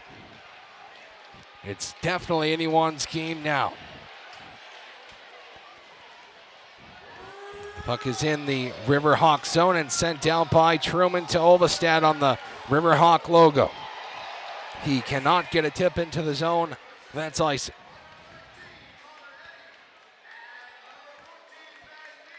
Connor Eddy and Ben Meehan credited for the assists on the game-tying goal. It's that 2-goal lead, John. We see it once again come back to bite UMass. We saw it in Durham. You're up 2-0 in that one. It becomes 3-3 with the flick of a wrist. Riverhawks win the offensive zone draw. Johnson shot blocked in front. And now Kenny Connors. Miscommunication with Lautenbeck. Lautenbeck is able to backhand it out, but it goes to the stick of Johnson now across to Truman. Truman enters. Shot! Save! Rebound! Robbed by Michael Hrabel. The thing is, he gave up another rebound. Yeah, but he responded there. Michael Hrabel falling on his back. Stuck out that left glove and saved the goal. Like you said, robbery is the perfect way to describe it. But once again, this game is shifting a lot towards the Riverhawks and UMass Lowell. 10:28 to go in the third and final period. The Riverhawks came into this period down 1, and then Jack Musa with a surprise goal put the Minutemen up 3-1. He was the same exact player in Durham who put the Minutemen up 3-1. And then just like that, in both games, a complete collapse. The Wildcats came back, and now the Riverhawks have came back. We're under the first immediate timeout of the third period. Must remind you, this broadcast of UMass Hockey is brought to you by the Mill River Tavern in Hatfield, a neighborhood bar and restaurant situated just on the other side of the Connecticut River, not far from UMass. From signature cocktails to brick oven pizza, this small-town tavern offers everything needed for an evening with friends or a sit-down meal with the family. The tavern is open Monday through Saturday as late as 9:30. The Mill River Tavern is online at millrivertavern.com and on Instagram and Facebook. We thank the Mill River Tavern for their kind support. Well, John, you know, one thing to describe a lot of what's happened to UMass this season is one word, and it's patterns. A lot of the same patterns we see with the inconsistent establishing of the offensive zone late in games, kind of the late control of games late in games. It just hasn't been exactly what Greg Carvel's wanted out of his inexperienced team late. Yes, the Minutemen will now look to respond late in the third once again. In the full 60-minute effort, I mean, you can already say it wasn't there tonight. Once again, that's a dangerous hit against the boards there on Delaney, and Leschmelis came together. There's under 10 minutes to go in the third. Here's Owen Murray. Murray with a shot from the red line, stopped by Halas for a whistle.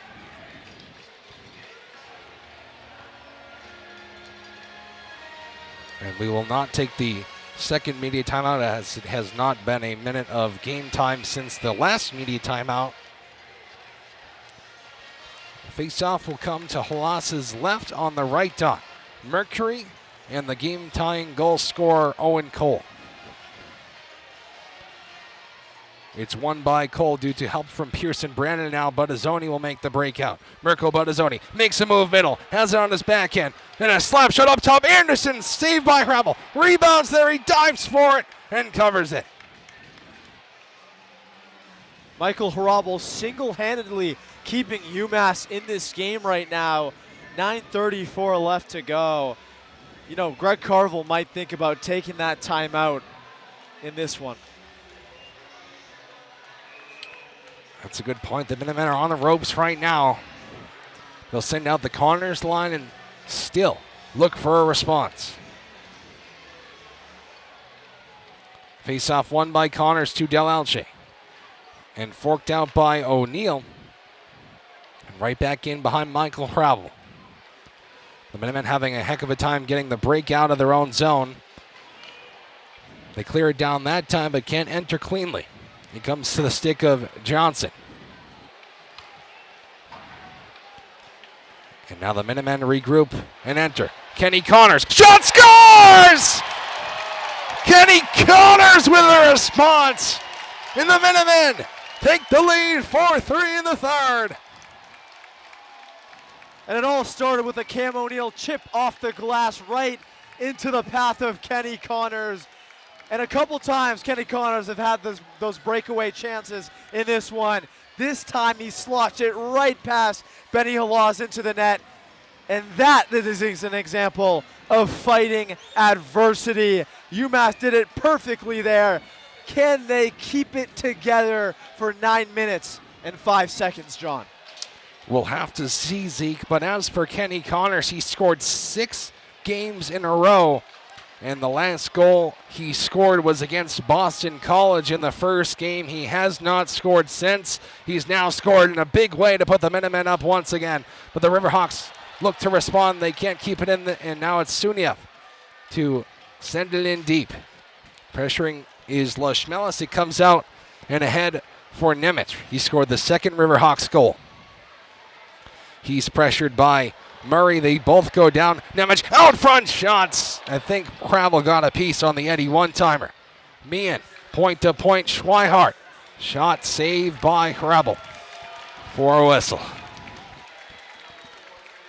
The amount of UMass Amherst fans in this building right now is evident as we saw them rise to their feet as soon as Kenny Connors slotted that away. There's 8:20 to go in the third period. I thought that would have been an immediate timeout. That was, I believe it's saved by Hrabel and a whistle. And yes, it is immediate timeout. They were going to line up for the draw, but now the red line is on, and we're going to take a much-needed break.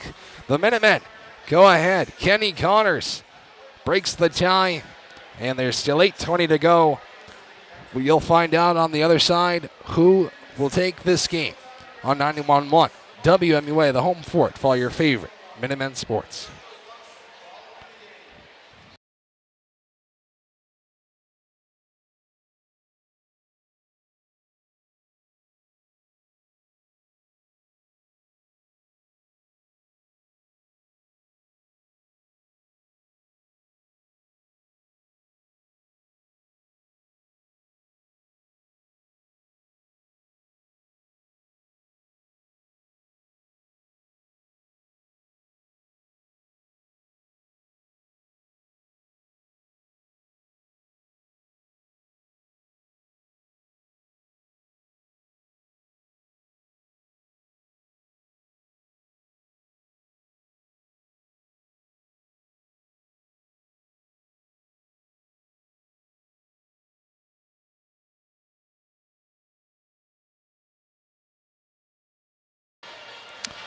Kenny Connors with the latest Minuteman goal to put them up 4-3 midway through the third. Face-off won by the Riverhawks and a quick shot stopped by Hrabel. And this, for lack of a better word, has been a crazy third period, Zeke. Crazy is kind of a soft way to put it. It's been incredible from both sides. And once again, on UMass's side, an unexpected guy coming in and making an impact. We talked about the goal streak that Kenny Connors had earlier in the year. He kind of went cold since then. You didn't expect Kenny Connors to be the guy that scored that goal to make it 4-3. And that's been the story of this season. Guys coming in and making impacts when you didn't expect it. Remember James Dewar in Vermont? And that's a throwback, John. Yeah, it is. Those are his only 2 goals of the year. And what Carvel has been doing late in these third periods is actually held off the fourth line. We have not seen Dewar, Kosman, and Van Tassel in this third period. Block shot by Mercury, trying to go ahead with it a little bit too far for Jack Musa. It's sent up by Brandon to the near side and right back. That will go for an icing on the Minutemen. Well, that says a lot about the kind of endurance and stamina that this team has built. Guys like Cole O'Hara playing out there banged up and still showing up for his team. That's been the story of this team. They don't, I'd say, have the line-to-line talent that the other top 5, top 7 teams in the country have, but they fight. They sure do. And they are in a heck of a fight in this one. A shot from the point tipped just wide.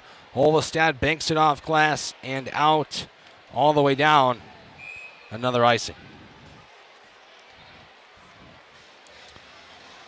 Like, for example, John, you look at Boston College, right? You have Gasso, Gabe Perreault, Ryan Leonard. You go to their second line and you see Hagens. Hagens probably going to be the number 1 pick in the NHL draft.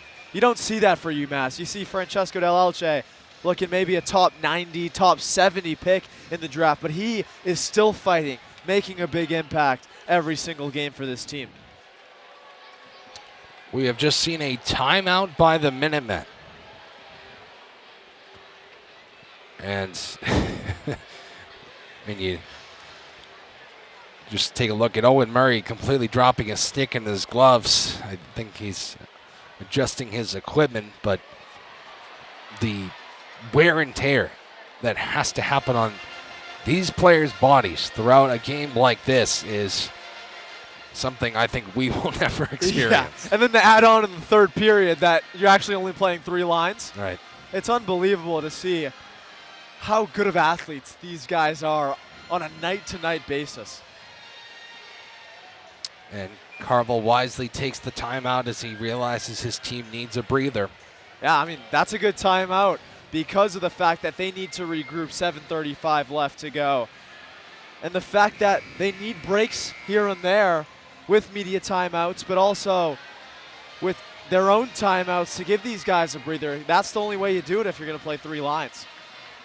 And, of course, the Minutemen just iced the puck twice in a row, which draws the timeout from Carvel, and a wise one at that. The Riverhawks win the puck too cleanly to the neutral zone. Ben Meehan has it on his stick, backhands it off boards.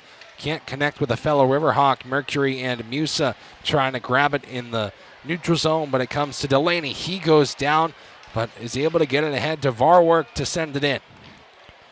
Off of the stick of Hravel to Olvestad, and now Owen Murray. Well, John, you have to question if we see the... Wraparound score! No!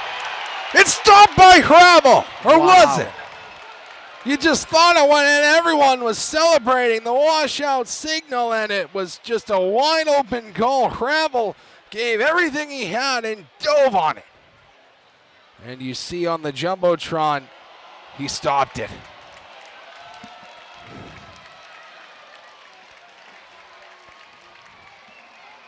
That came out of nowhere, Sean. It did. It came out of nowhere because I was talking away. Well, a wraparound chance where Michael Hravel makes another massive save. You have to expect that the fourth line will come out here eventually because these guys look tired, more tired than I've ever seen them in a third period. Yeah, there's still 7 minutes to be played, and the Riverhawks were quite literally inches from tying it back up at 4. Even I was fooled, just like half the people in this building were, thought that was a goal, but Michael Hravel said no. Riverhawks still pressuring with Connor Eddy in the left corner.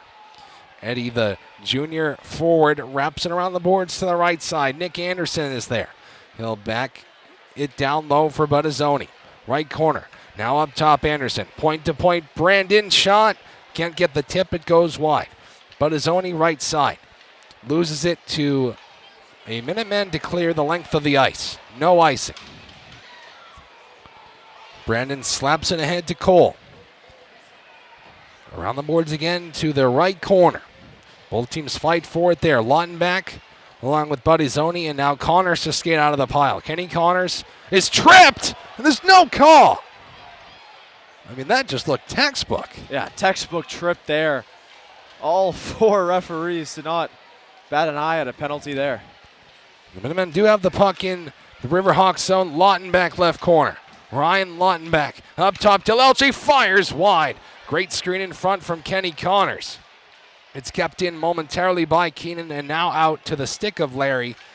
He'll send it in and go for a change as a couple seconds tick off the clock. 5:35 to go. Johnson ices the puck. Tried to get the tip, was not able to.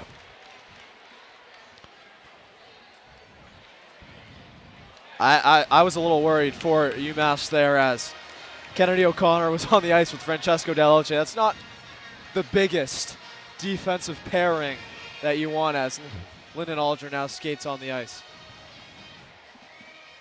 Kennedy O'Connor and Alger, the D pair. The first line out there for the Minutemen. Mercury is able to win the draw, but Musa's pass is out of the zone looking for Alger. Alger will send it back in. It goes to the right side. Mercury. Now Musa. Bad angle try again. This time saved by Halas. Maybe a little fool's gold from Jack Musa. As that worked the first time. It's very rare it will work that second time, but looks to be another stoppage here. Yes, this is the third and final media timeout of the third period. I must remind you this broadcast of UMass Hockey is brought to you by the Mill River Tavern in Hatfield, a neighborhood bar and restaurant situated just on the other side of the Connecticut River, not far from UMass. From signature cocktails to brick oven pizza, this small town tavern offers everything needed for an evening with friends or a sit-down meal with the family. The tavern is open Monday through Saturday as late as 9:30. The Mill River Tavern is online at millrivertavern.com and on Instagram and Facebook. We thank the Mill River Tavern for their support. 5:16 to go in the third and final period. We're into the final immediate timeout, and might as well keep it right here, Zeke. If you're the River Hawks, you've gave everything you can to get back into this one. Down by two separate times. Came all the way back to tie it, but then the Minutemen give one last counter punch. Do you think gets enough? You know, it's hard to say, but I think it might be for the moment because UMass had that last say. But boy, the way this game's going, you can't predict anything. And by the way, as we should not go to another break because these guys are out there giving it their all. We should be doing the same dang thing. Yeah, they sure don't get any breaks, especially when Greg Carville and company are firing only 3 lines on the ice at a time. Mercury and Varwerk on the draw in front of Halas. Won by Mercury. And Musa can't grab it. Pearson Brandon does. He'll skate it on the right side. And he's hit down big time by Lucas Mercury. The puck is deep in the Minutemen zone. 5 minutes remaining in the final period. Just barely over the line by Cole O'Hara. And it comes back to Nick Anderson. He tries to send it up to Nemec. He finds Delaney. He'll enter and shoot. Easily stopped by Hrabel. Kicked to the corner. O'Hara looking up ice. O'Hara with a goal in this game. Broke the UMass record for point streak. 12 games in a row. Cole O'Hara has scored a point. Lowell is offsides.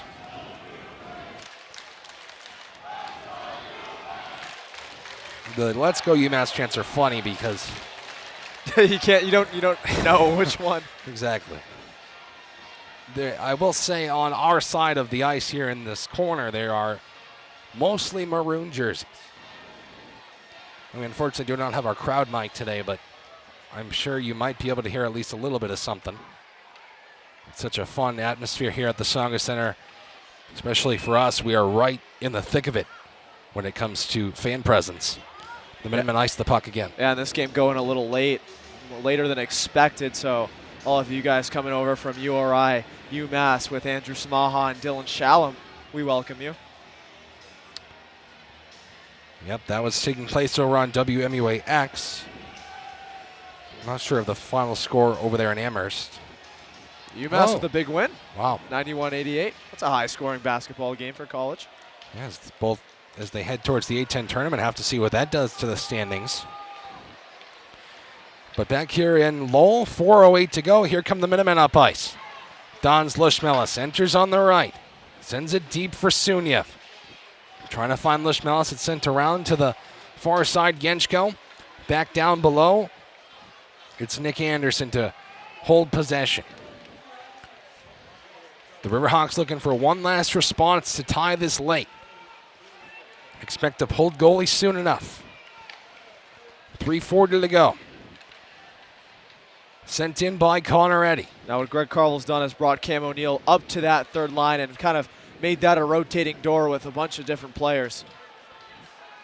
The Connors line out there now. It's Cam O'Neill. Now Kennedy O'Connor for Lautenbach. Still in the Minutemen zone, 3:19 to go. Alger. Can't get the tip in from O'Neill. The puck is stuck along the benches along the far side of the neutral zone. Alger sends it right back to the pile. Lautenbach, he's hit from behind. And here come the Riverhawks, 3-on-2. Right side, Buttazzoni. Sets up. It's Pearson Brandon. His shot is blocked by Lautenbach, and he is down. 2:52 left. Yes, the puck went in out of play for a whistle, and like you said, Zeke, under 3 minutes to go. Yeah. And these last 3 minutes have to be filled with the best players on the ice for both teams, and we're going to keep an eye on that Benny Halas goal because it could become vacant very, very soon. With a Lowell offensive zone draw, Norm Beason will keep in Halas for now. He just gave a signal of 2 fingers to Halas, perhaps meaning 2 minutes to go is when he'll pull him. There's still 47 seconds until then as the Minutemen come ahead with it. Olvestad, shot wide. Goes to left corner. Brandon and Mercury fight for it there. It's onto the stick of O'Hara. Out front, Musa shot just wide of the right post. Musa with the forecheck, so is Mercury. O'Hara to dig for it along the inboards as well, wasting valuable time for the Riverhawks. This is where the emphasis has to be. Lodging it in the corners and holding it as long as possible. Now 2:15 left to go in the game. It's loose to Mercury as the UMass chants continue. Murray tipped by O'Hara, out of play for a whistle. Last time we heard those UMass chants, UMass Lowell scored a second goal to make it 3-2. They have 2:05 to tie the game. The Minutemen, if they can hang on, have that much time until they will earn 3 Hockey East points. Lowell has taken a timeout. The puck will be dropped in the Lowell zone after this break. But man, what a matchup this has turned out to be. It's always so even between these two teams. We've mentioned constantly this past, or these couple broadcasts we've had for this series, that last year both games went to overtime, and Thursday's game did. This game has a chance to do just that. Well, you look at the Hockey East schedule this weekend, with UConn and Providence being those teams that are heavily watching this game, as well as Merrimack. Of course, not the biggest threat, as their last game is against Boston College. But Providence play Merrimack, and UConn play Northeastern. Not great teams. UMass are here in the Songus Center against Lowell. 2:05 left. They have a face-off in their offensive zone. Maybe the biggest face-off of the year, you could say. I'd say so myself up until this point. It's dropped in the Lowell zone. The Minutemen win it. Murray shot over the bar. 2 minutes to go in Lowell. Connors staples it to the boards, but it's poked out by Lowell, and here they come. Johnson can't grab that pass. It's hit down by Owen Cole and sent right back in by the Minutemen. Halas is still in his goal. Ben Meehan looks up ice. 1:44 to go in the game. Bentley sends it in. There goes Halas. 6-on-5 coming. 1:35 to go. The puck is behind Howell. Now up top, Johnson. Shot, Truman. Blocked and covered by Michael Hrabel. That just appeared in front of his eyes, and Hrabel put that glove down as fast as possible. And it's getting tense here. We were waiting patiently for Halas to vacate that goal, and he finally did. And, you know, they haven't established that zone just yet. A couple opportunities here and there, but Lowell haven't got a great chance up to this point of kind of trying to come back from that 4-3, but it's never too late. The Minutemen grab the puck. Owen Murray tries for the goal and scores! Owen Murray ices the game for the Minutemen. They're well on their way to 3 Hockey East points. And just like that, the Minutemen are most likely going to win it. And the writing was on the wall for that one. Owen Murray has played such a good season alongside Lucas Olvestad, and it was only right for that defensive pairing to most likely finish off this game. 1:20 left, but what a performance by UMass to come out here to Lowell and almost take care of business and take care of resilience in so many ways. So many questions asked about this team and how they can perform when their backs are against the wall. They did exactly that in this game. And the Let's Go UMass chants to salute the Road Minutemen. They're looking for more. O'Hara, shot, blocked, gets it back and shoots just through the crease on the bad angle. 53 seconds to go in the game. Mercury, his pass deflected wide. Here's Delaney. Cole enters on the right, 40 seconds to go. Halas will stay in his goal. Shot by Meehan, saved by Hrabel. Halas now exits the ice as the Minutemen ice the puck. Less than 30 seconds left to go. A good icing there, and it's starting to get chippy. These teams don't like each other. Kennedy Cup, whatever you want to say about this matchup, it was all, set up. The theatrics were ready, the animosity maybe, and it all came down to this. And what a game we had in store. We hope you guys enjoyed it. I mean, we both did very heavily. Say that again. You take a look at the Hockey East standings. The Minutemen and Lowell both tied for 6th with 30 points. If the Minutemen win this one in the next 29.6, they will be tied for 5th with Providence. Providence is playing right now against Merrimack. That game's tied at 1 in the second. And UConn are up 3-1 on Northeastern. Shot from the point, blocked, rebound, stopped by Michael Hrabel. 24.6 to go.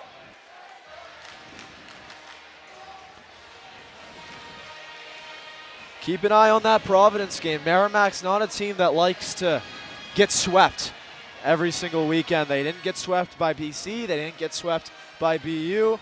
They've been able to hold their own in big games, and they could do it again here. And you mentioned UConn, Zeke, being up. They're at 34 points, and they're on their way to 37. But they've played one more game than the Minutemen have already. So even that spot is not out of reach. And that is for the 4th spot, which the top 4 get both a first-round bye and a home Hockey East playoff matchup in the second round. UConn's last game being against Vermont. UMass, though, a tough last weekend series against number 4 ranked University of Maine. That is true. But the Minutemen clear it, and the Lowell Riverhawks will send it in one more time with 5 seconds to go as the Minutemen crowd comes to their feet. They have come to Lowell and are victorious. The Minutemen secure 3 Hockey East points and get 5 of 6 points on their weekend, doing their job in the Kennedy Cup matchup. The Minutemen win it 5-3. They came into this weekend wanting those 6 points, but the drama, the theatrics, everything culminating in 5 points. You have to take it if you're UMass and Greg Carvel. And the biggest point for me was proving that you can fight adversity. They did that tonight. They proved to the country, they proved to the Hockey East, but most importantly, they proved to themselves that they could go and take care of business on the road with their backs against the wall. And you just think about not only the Hockey East implications, but the pairwise implications as well. This was a number 13 versus a number 14 matchup. And on the road as well. Exactly, and the Minutemen are only bound to go up after this game. Keep an eye on the pairwise rankings if you are interested. But UMass now in a tie for 5th in the Hockey East standings, depending on what Providence does at the end of tonight. But boy, oh boy, the Minutemen did what they needed to do on the road this weekend. Glad to do it with you, John. Yes, sir, Zeke. Well, we'll be back in action next weekend. That will be an even tougher task against the Maine Black Bears in Amherst. It'll be myself and Jacob Repper on the call on Friday, and then myself and Mark Gardenia in the final regular season game on March 8th. That one will be in a crucial final weekend of hockey. But I've been John Ruggiero. He's been Zeke Altman. And thank you for listening to us in the second to last weekend of the season. There's more to come in a week's time. You don't want to miss it on 91.1 WMUA, the home for it for all your favorite Minutemen sports. Thank you and good night.